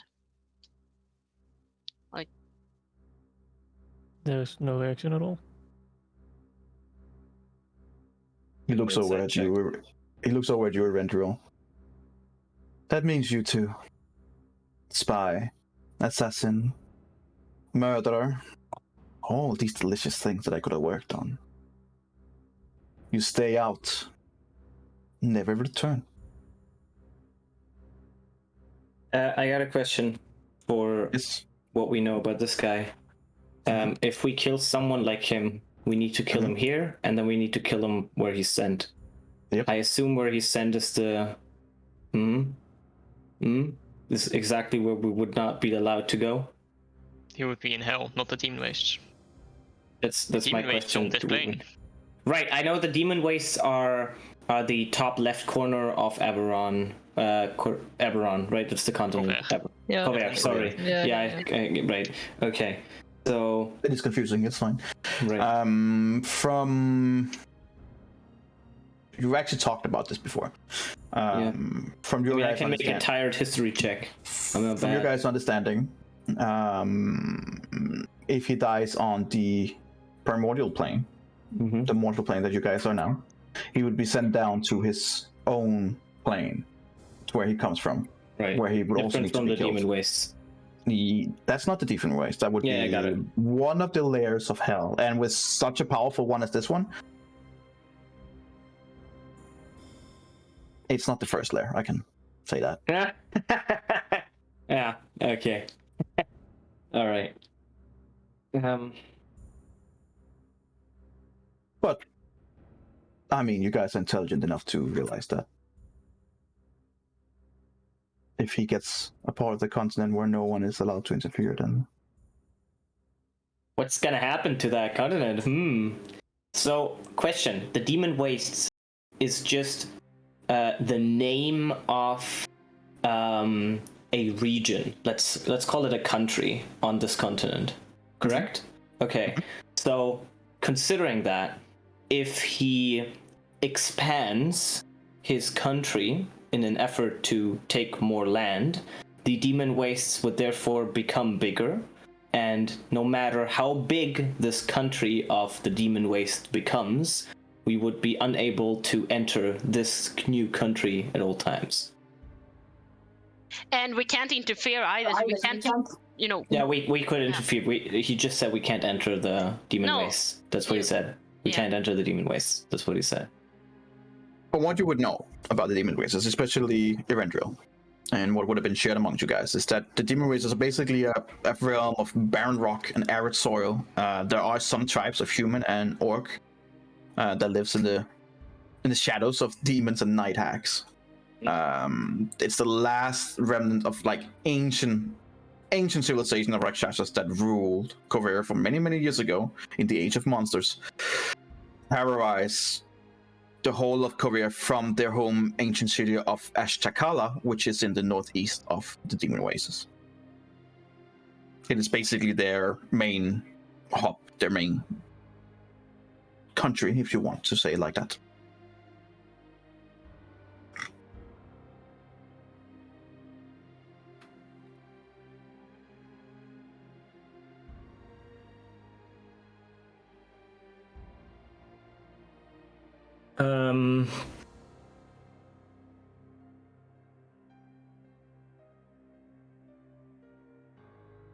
I gotta ask some questions to DM again about like contracts.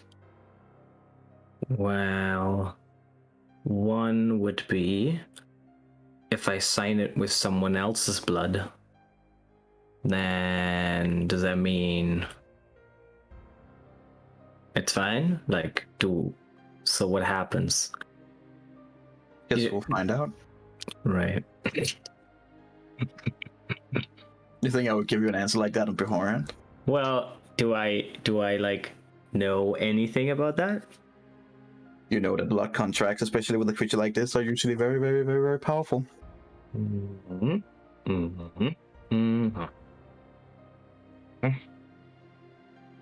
Speaking of blood, Fox. the sword is back in your scabbard. Erendril. From which it just did wound.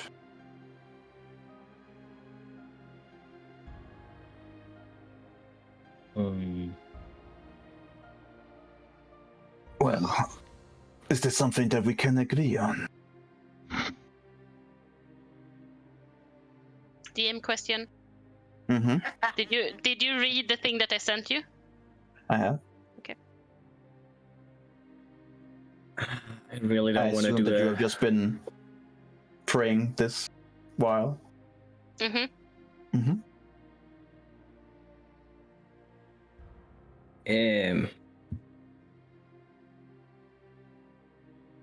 Have one more question before we talk about the contract. Sure. You know, Sure. like, sure. but in character. Oh, sorry. While she asks that, I would say I need to think about this, and then he's just gonna like walk here and then just walk in circles basically for a little bit. Okay. That's what I'm gonna do. Hello. He's a bit bigger than you. Just so you know. Yeah, she's just like Yeah. One more thing.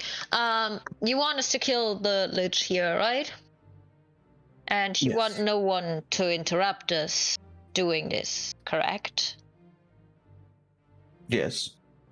Why do you have a pact with Avarice then, who's also here and trying to stop us from doing exactly that? Avarice is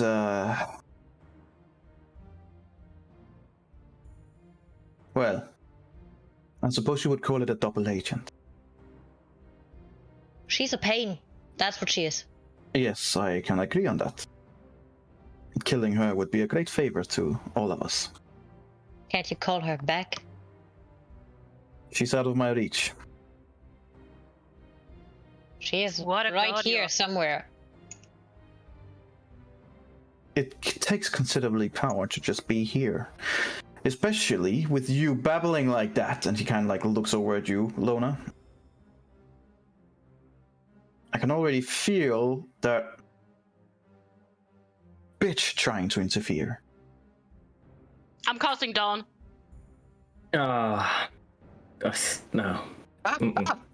On Okay. what and who? You know who's Like really close to that guy? Really close. Where are you placing this? Because you can Oh, place God. it, so you don't necessarily need to hit an ally. Yeah. I'm gonna I'm gonna place I just it. see Kira's face. She's like, Not again. like she was just mid conversation. This is gonna go great. Wait. We get all the information that we can get out of the situation. Okay, we are burning. Okay. I'm gonna cast it like so. She will be in here, but Because with the Mhm. thing that she can place it that I'm not in there, it's from what we just said that he is literally in my face and I have to look up. No. There's still Okay. barrier. He's not all the way up in your face. He's like still well, just, it kind of he's- felt like that. Yeah, but he's about 3, 4, 5 feet, but enough so that if someone wants to attack, they could do so without hitting you as well. Okay, that's good. no, I'm casting Dawn. Right, like so he is consumed by it. But Sure. not necessarily hitting Elara. Not necessarily. Not necessarily. If it happens, it happens. I trust that Elara is. I trust that Elara can, move. But I mean, I wouldn't mind. Not necessarily. it's more that I trust her to, wreck. But the thing is, the What? decision No, making- Inara would see light, would be instantly blinded, and wouldn't move a shit centimeter. But the thing is that when he said that he feel that the bitch is interfering, then Lona wants to bring in light to try to make it easier for Saloon to get through. Oh god. Yeah. And it's also to distract him and using this light. Since she just said distract, this is a word I really like because I've been trying to wait for a distraction. Mhm. This is why I went to the back and walked in circles very unsuspiciously. Very unsuspiciously. Lol. So when that happens, I'm gonna be like, whew, good. Yes. Well, actually, not good, but I'll take it. And I am going to take one of my very pointy pens. You could say what do you call them? Because I have a diplomat's pack, so you have these that you use ink usually for. And I'm going to dink it in the blood of a UNT that I had a long time with me, a very long time. A lot is happening right Okay. And then I'll just, I have a pen and it has blood on it, so we'll see what happens afterwards. So you are signing the contract. Not yet. No. We're gonna see what happens now. But I just have I just have a pen with blood Okay. from a UNT on it. That's what I have for now. Okay. And I'm gonna put the pen in my pocket, put it in a way where the the blood that is on it is gonna be, still on it. And I don't think I have time for that, probably. What I would also do is, like, with the other hand of mine, on my dagger, I would make a small puncture wound. And I would try to not get it anywhere near that pen. Like, stay really far. Keep in mind. Yeah. These contracts demand some kind of life. Yeah. You have the blood of someone who is not Probably so dead. much alive. Yeah. A for effort. Keep that in Damn mind. it. Okay. Right, so Dawn is cast. And as I cast Dawn, I'm screaming out and like, I pray of you, Saloon, please come on and heal us, save us, and be present as we need you. And I take any consequences and toll for your divine aid. We just need you, and I prefer to be you than this foul demon. And then concentrating on that Dawn. Okay. Does anyone else do anything? I would have done something different if I knew that dead blood doesn't work beforehand. Well, I just told you that. I just gave you what information that you would. I would have known No. that before. Right. Then what I would have done instead was I would have walked 5, 10, 15. I would have been like, No. you've heard everything that was being said just now. Because. I assume you'd never want to go to the demon wastes in your entire life. That would be a crazy idea. Then lend me your blood, and this is a win-win Oh. situation. We just saved your life. Now you want to condemn me forever. To never go into the demon wastes, yes. What kinds of crazy idea is this? Make a persuasion check with disadvantage. I think that was already the case. I have that anyway, so 17. Bard things. 17. Uh-huh. Uh-huh. Uh-huh. Uh-huh. Uh-huh. He looks at you like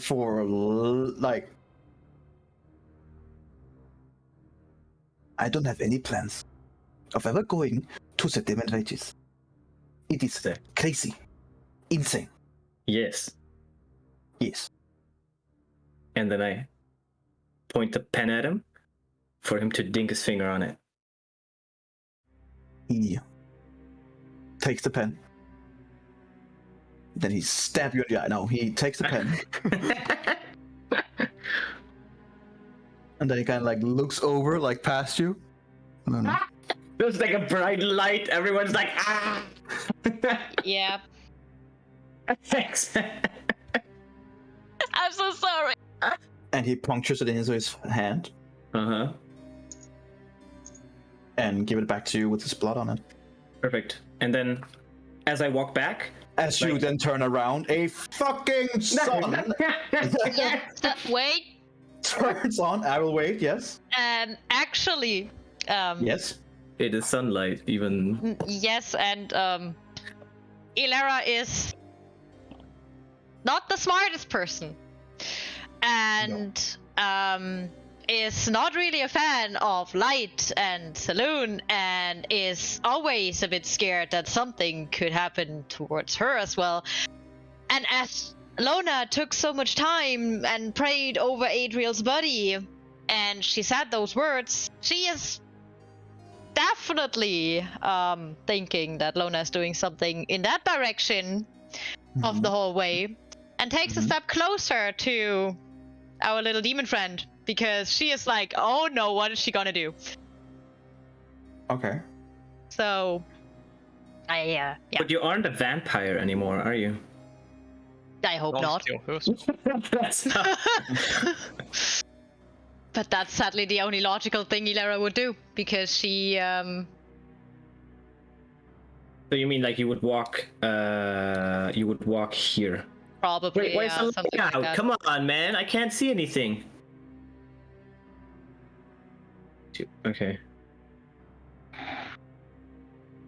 As the sun literally peers through, a vast circle of radiant, pure light strikes down. Every other light source immediately dissipates. That's why. Okay, fair enough. And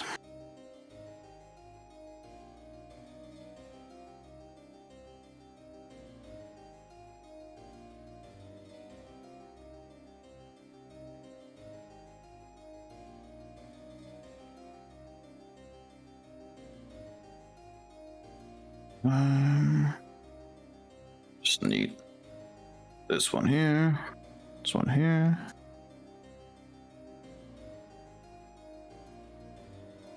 Give you guys what would be, yeah, let's call it 1,000 feet of bright light. All right. Yeah. By the way, Elara, you can move to the side, I guess, because that's Yeah. what you... I mean, probably somewhere like here.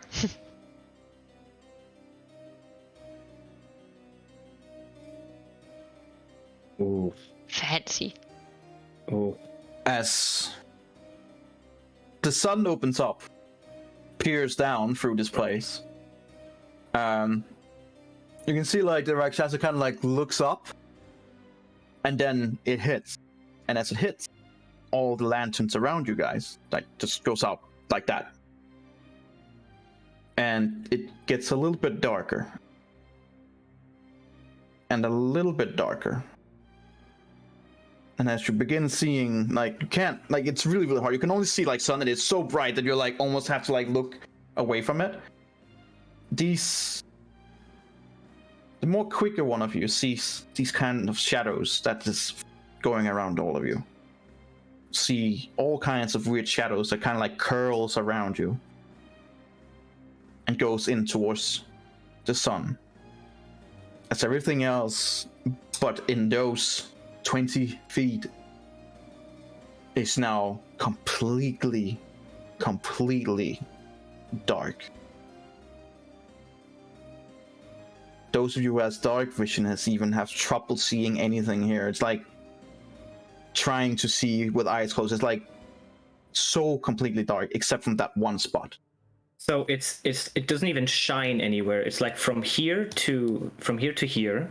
There's this big circle of light, basically, and then everything else is just completely dark, almost like magical darkness. Almost like magical darkness. You can still see, it's just incredibly hard. Okay. And you quickly understand that this is not natural darkness. Right. And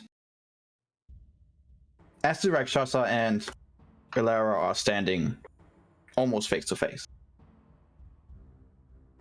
the shadows begin enveloping around her. And as the sun hits her, the shadows seem to have some kind of protective aura around her.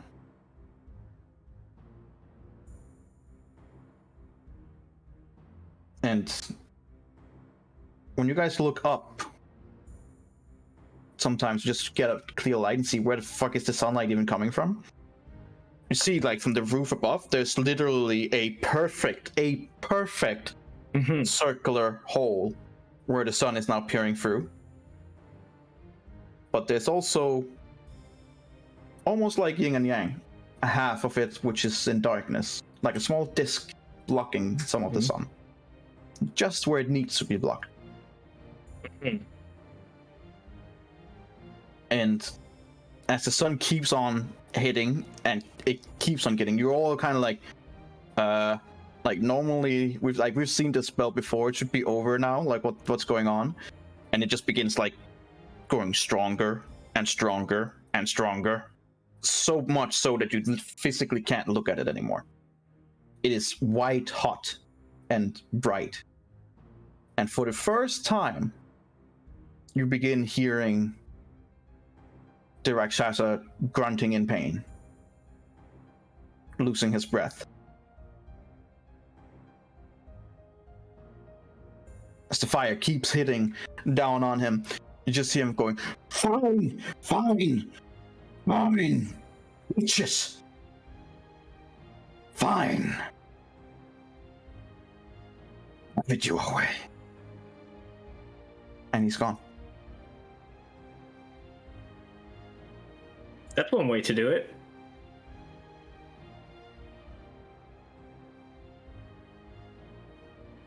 I'm just gonna store this pen with the blood. Gonna put a little cap on it. Make sure that nothing ever touches the front of it. And then I'm gonna put it in a special place. Interestingly enough, the contract's still laying there. Oh. I try to use the Rakshas's blood to sign it. Okay. So you're trying to sign the contract with the Rakshasa's blood? Yes. Which name do you sign it in? Kashtag. Okay.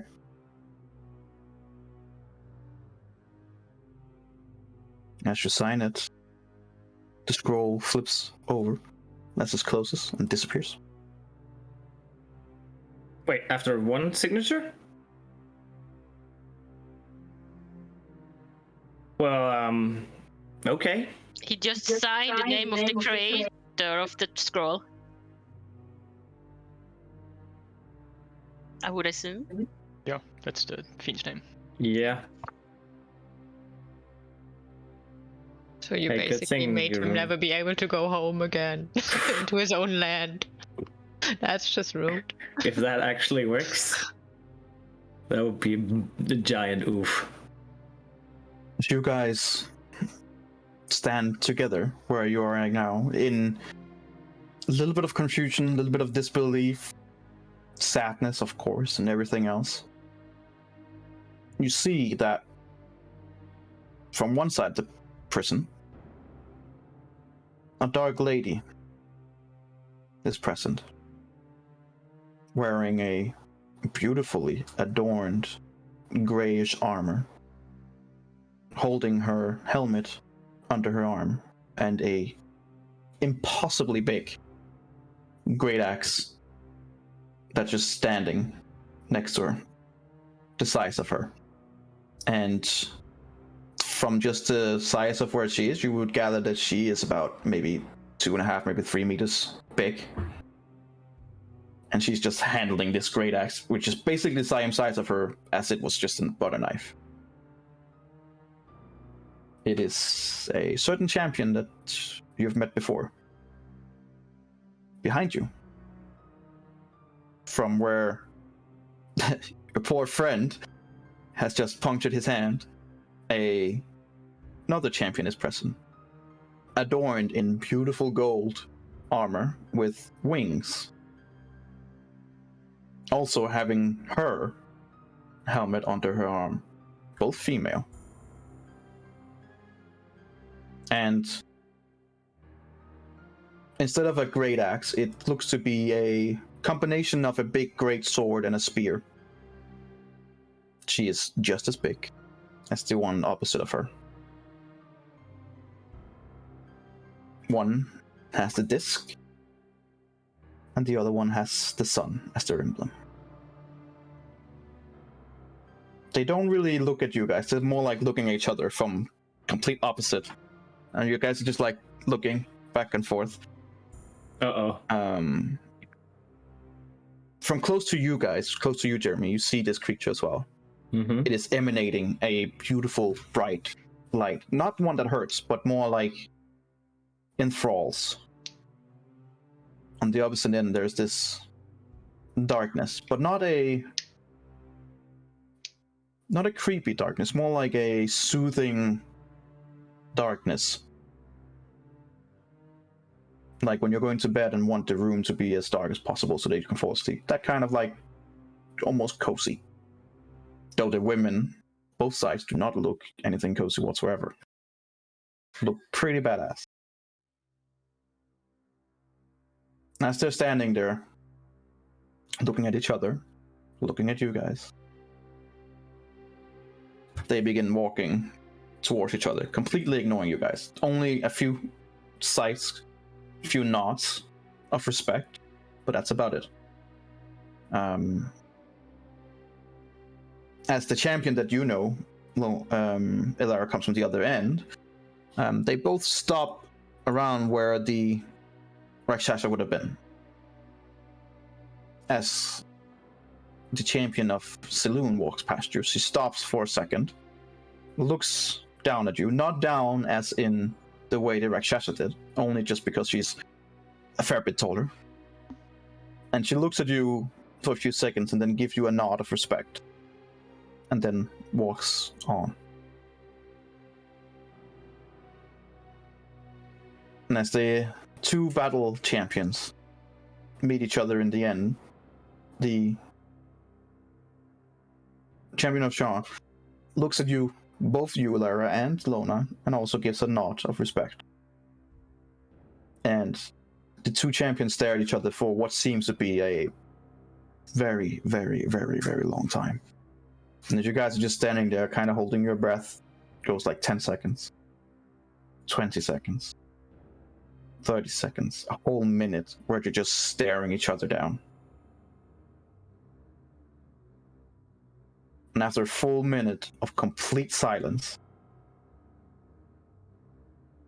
both of them offered their hand at the same time.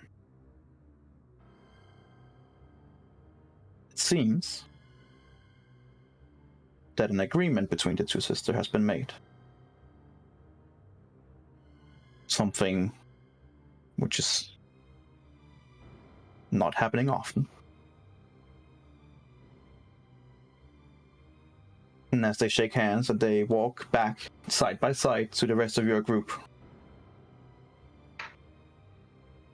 the one of Saloon speaks first. Heroes.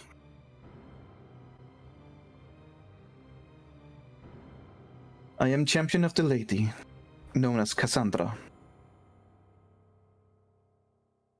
I serve Saloon. And this would normally be my mortal enemy. As the one of Shar looks and like, likewise.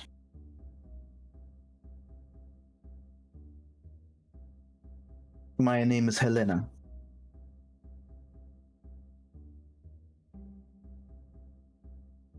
An agreement has been made of the two warring sides that we will put away our differences.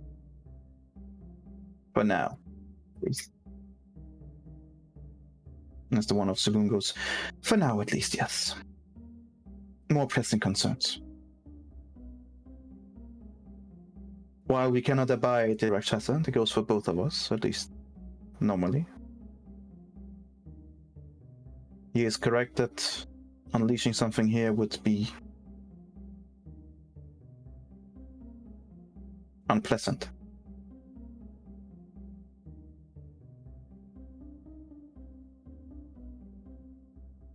We will give you the assistance that we can. However, we are not all powerful ourselves. And you have to understand that there's always a price when you make an agreement, even with us. As the champion of Jarn takes over and goes, aye.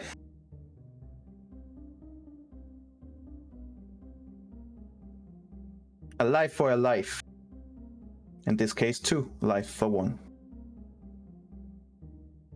In return of bringing back your friend,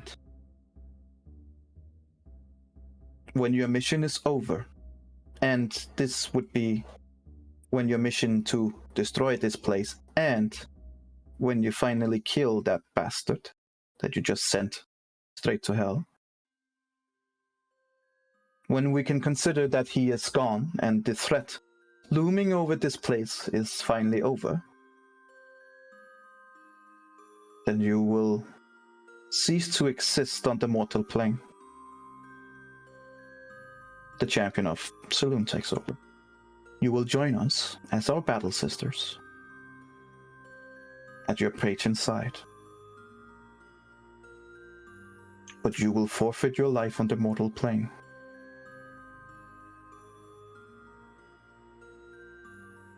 Your bound will be eternal, and it will not be breakable.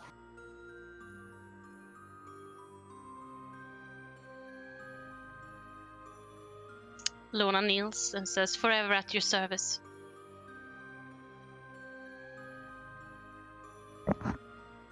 Ilera turns around to the group, looks into the eyes of the remaining ones that she can at least see, because Jeremy is in the back and she can see him. So like- it's basically just Randriel and Onyx, and she just looks at them, then waits for some kind of reaction. I would have had some time. I would have walked up here, to be fair. Like a couple of minutes, yeah. Onyx and Randriel, is there any reaction? I think You don't need our input for your own decisions. Well, the last time I made a decision Exactly. because I wanted to do something that could help the group, I was very much blamed that I should ask beforehand. So I Jeremy just is want to like make sure that this. everyone is okay with that.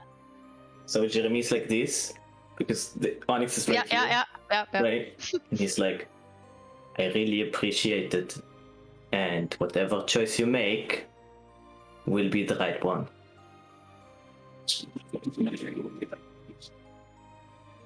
I'm looking at Randriel. Short choice to make. Will you be okay with losing someone else?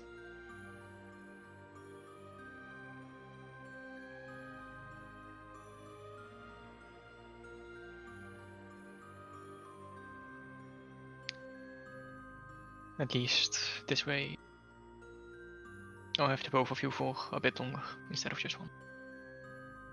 And that shall be it. And I turn around and do the same as Lona did. I kneel down and repeat her words.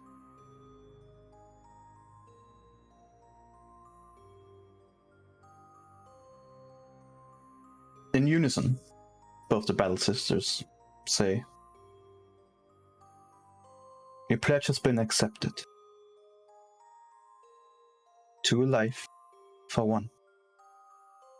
When your mission is done, you will serve at your patron's side forever, doing both of them honor. Probably fighting each other at some point, but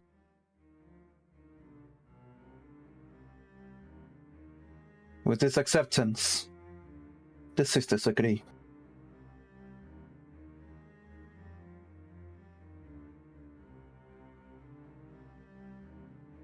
Good speed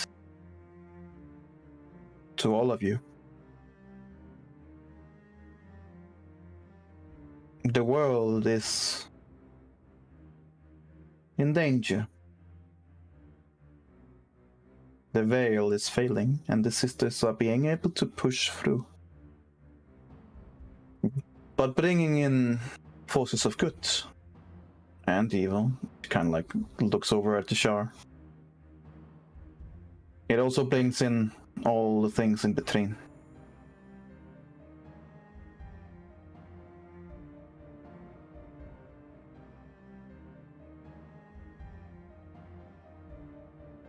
Keep in mind that your friend might not be 100% himself. Dying is a horrible experience. So try and help him as much as you can.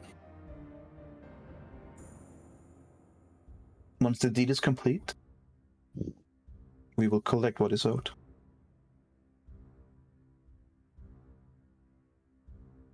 To make sure that that will happen, we will just take something, and both of them put their fingers on your foreheads, and you can literally feel something inside of you leaving your bodies.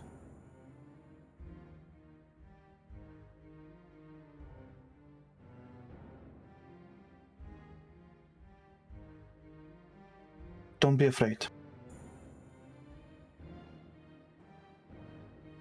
This will make sure that the ladies always knows where you are.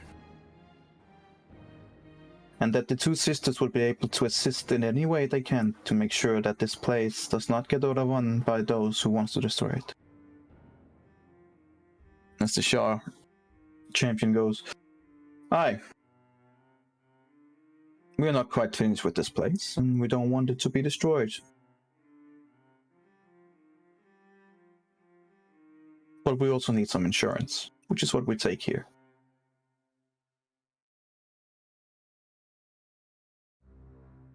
Good luck, champions.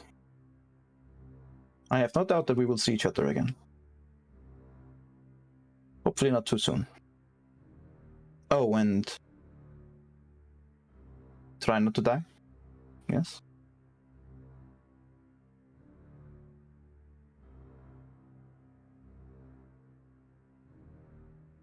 By the way, as they kind of like, the Shah champion looks over at you, Rendril. Clever. But his wrath will come back. And it will be tenfold now. You just screwed him over for an eternity. This will not be forgotten. 20 minutes. Good. Trust no one. Trust yourselves. Trust this group. The few friends that you have. Be careful. Things are worse than you think. Get this place done and over with. Dispatch of this demolish. Make sure no one else comes here to disturb. Make sure no one else comes here to create chaos. And no matter what, as they both say in unison, don't use the staff. Damn it! I don't say that. Good luck. As they begin rise up and disappear through the hole. Okay. And you guys are left in complete darkness.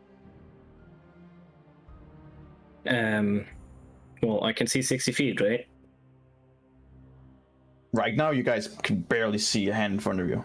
Oh.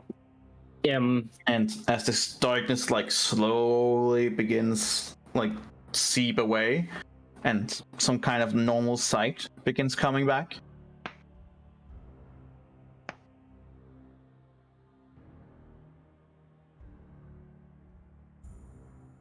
Well, do the lanterns light back they're- up? They do not. Fuck the lanterns, what's with Adriel? Right, okay, fine. I have priorities. I can't see Adriel lighting, you know, if there's no lanterns, so... Lorna's like pointing at you, giving you 300 feet. Oh? Give me 300 feet, please? No, it's fine. Don't worry about it. As you guys are It's right in front of me. looking around, one thing is being taken back from dying, Adriel. That's one thing. And in terms of getting help from both Saloon and Shard, that is definitely something that can make something like that feasible. However, as a house rule, so far, there's always been a rule. The DC will always go up, and at some point, if you keep on dying, and I mean you, as in all of you, there's a limit. Someone will roll too low, and someone won't come back. Dying is not for free. It has consequences, as you guys have already just experienced. 2 of you will now not live past this campaign.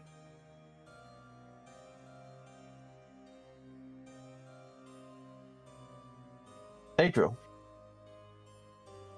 I'll roll for you with a lower DC considered the circumstances. Public? In this case, it will never be public. No. Okay. In this case, there are certain things that Saloon and her sisters and the friends of your allies can do, and there's certain things that they cannot. They only had dust to go off, after all. Collecting your soul is one thing, which will be the part of the two battle sisters. Something that will be hard, strenuous, and not easy. Consider that they will have to breach through a part of hell to force you out. I got the perfect thing. I will take Which out... also means, in terms of your physical body... I got the perfect thing! Well, I guess we'll see what the dice decide. Considering that I would assume they would need as much of Adriel as possible. Yes. Considering that I'm a weirdo who took a bunch of hair from a bunch of people, Adriel being one of them, I will take out the pieces of hair that I have of Adriel, and I will place them onto the pile of the ashes. Okay. So now we have hair. Okay. I can't hear you. Okay. I don't know what you're saying. No, I was like, what, how did you? Never mind. Just be happy that Eladio You sneaky bastard. very forth-looking. Okay. Well, with that, consider that resurrection demands something substantial to hold on to. I will only roll for whether you come back or not. If you do, you will retain your bodily self. And will not have to roll on the table of where you could be anything. Like a kobold, which would have been fun, but thank you for doing it. You're welcome. Well, we'll see. All right. Maybe it doesn't come back. I will do the roll. Why are you digging your claws into me, Louis? Very important.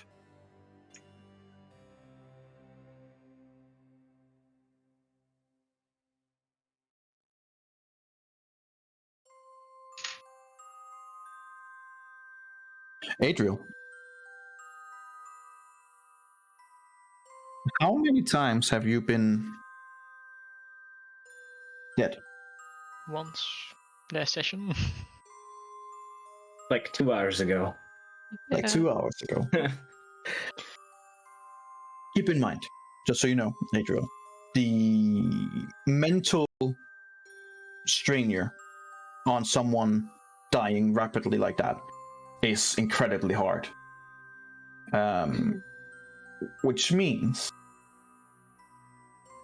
that if you come back, you will come back with some kind of mental issue. We will roll on the table that kind of like determines permanent madness. We'll see what kind of things Table that of mental issues. basically. And we'll see how long it will last and how severe it is. I'll make the roll now in terms of whether you live or not. Consider that you have died once, not that long ago, with the things available. It would be a DC of 12. Which means there's a small chance that you might not come back.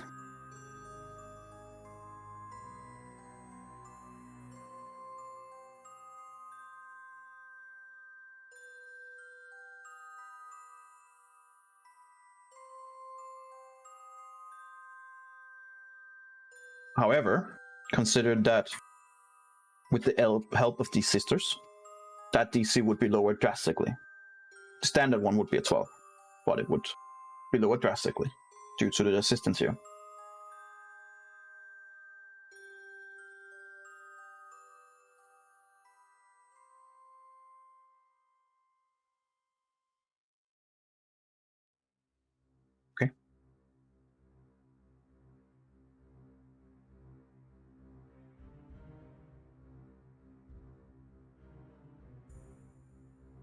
As you guys are looking at this pile of ash for 10 seconds, 20 seconds, a minute, 2 minutes, 5 minutes. If you go to the general chat,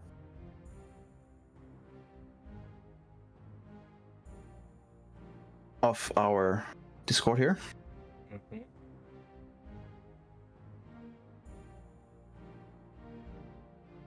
Oof. after waiting for a solid 10 minutes, both Euler and Lona both hear and feel that getting back his soul was impossible. That the soul itself seemed to be unwilling. There's nothing more that they could do.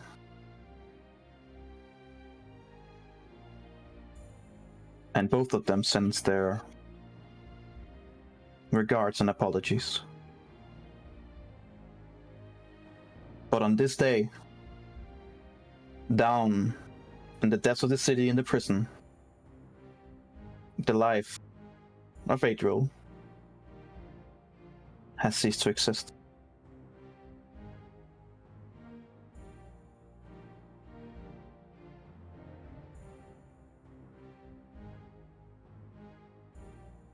And with that,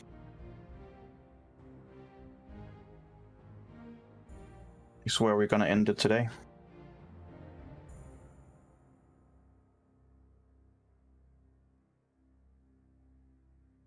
All right then.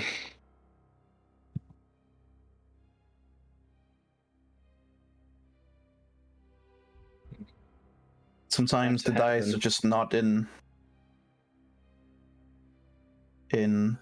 yours or our favor. You guys did everything that you possibly could. Even told a fiend to fuck off when he offered something. You brought two warring sisters a closer step together, but sometimes it's just not enough.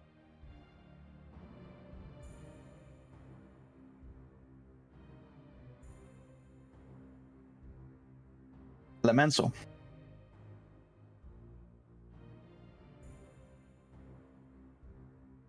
If you still want to be part of the D&D, you and I will work out how to implement you in the game. I am sure you guys have some ideas in the background of potential new characters. And if you don't wish to, then I'm sad of that, but we can talk about that whenever you want. And I hope you will continue to stay with us, just in another body and another mind. You are muted and we can't hear you. Oh, I will come back. And I have somebody in mind. Awesome. Well, I can't wait to see him or her. Her, this time. Oh. Interesting. Oh la la. Even though the class. I was like, he's gonna come back as the lost brother. Yeah, she's coming back as a blacksmith. Oh, no. Yeah, the lost brother. Yeah, level 1 I'm the lost blacksmith. brother of Adriel. He's gonna come back as a twin. Oh, my name is Pedro and I'm here to avenge my brother. Adriel. And I'm a blacksmith. You what now? God, what's our brother's name even? Yeah, that's for you to decide now. Oof. No, yeah. That's backgrounds. that roll was an oof. That whole Yeah. shit thing was a big oof. Man. I mean, a lot of things had to go wrong. I had to roll a 4 to even use the disintegrate, and I rolled it twice, and it was damn near close of eliminating. When you The thing rolled the was- 4, Yeah. I knew with the zombie Yeah. one that it was a disintegration, and then I failed that one, and I was like, yeah. The thing is, if you hadn't rolled a natural 1, you could have used the D12 even. Yeah, I wrote that to you. But he had the natural 1, so Yeah. there was no way. Yeah, just Yeah. make it fate. Now Yeah, at least Onyx can exactly. be happy that he can stamp on the ashes and be happy. Like, oh, here. Guess who Yeah. made it out alive? You slimy druid. I will say this. I did not expect Adriel to be the first one to Completely perish. get At this wiped. point, actually, I thought like, no, this group is actually gonna make it. Let's be real. We all You thought it were would be low Onyx from 21. before, right? How Oh, much- but we thought it was gonna be Onyx back in that goblin cave hole way back when. Holy shit! That was like Yeah. the second or third episode that he should have died, and he made it out alive every time. Yeah. Luckiest bastard in the game. And then we thought that he would die with Valen, but we had to burn him alive. Nope, just give him another body. Up, slap a new face of paint there. You're gonna go. Go, live your life. Oh Grace? man. Well, Okay. just put That's me in gonna an be- urn. Yeah. We can make him the demi-lich, Yes. and then we could just recruit him. And we Or you can play Seraphon now. Maybe he's cool. Maybe he's like really good at shit. You probably have a better German accent than I do, so there you go. Why would you Not go sure. for a German accent in the first place? If I would go It was fun to mix it up. if I would go for it, Nice. It was fun to mix it up. He's been doing the French and he's been doing the Irish. No, it was time for the German. It was fun Oh. to poke fun at Germans. oh Amalia. Oh, Oh man. Okay. So, well, I mean, well, on the other hand, somebody doesn't have vampirism anymore. So Yeah. interestingly more- enough, Uh, Ilera, Yeah. huh? with the touch of this battle sister, you have now officially been completely cleansed of Nice! vampirism. Everything is gone now, not just the worst part. Not You just can- the worst part. It's kind of nice. That was a nice session with the token. Thank you, Sil. When when she touched Ilera, did I also like get my exhaustion removed? No. No. no. Okay. Okay. You know what the worst part of that is? I still have the 5th level spell slot and enough diamond just to give you the recovery needed. I mean, as far as I see it, Adriel Yeah. took a decision that was, I'm gonna run this way, forcing the eye to look at me, being the target, letting the Yep. others go, which was what happened. It just happened to be disintegrate. Can we talk about stupid decisions that our characters do for the group? Please. I have something in the back of my mind that someone can be blamed for shit like that in our group. What do you mean? Oh, what do you mean? I didn't understand what you were saying. No, it doesn't matter. Mm-mm. Mm, Say it. Ariel, you bitch, you did. You thought it was for the group, but Thank you. still. Yeah. Just I remember. yeah. I remember. that was what I was waiting for. I Blame my remember. dead corpse for not existing anymore.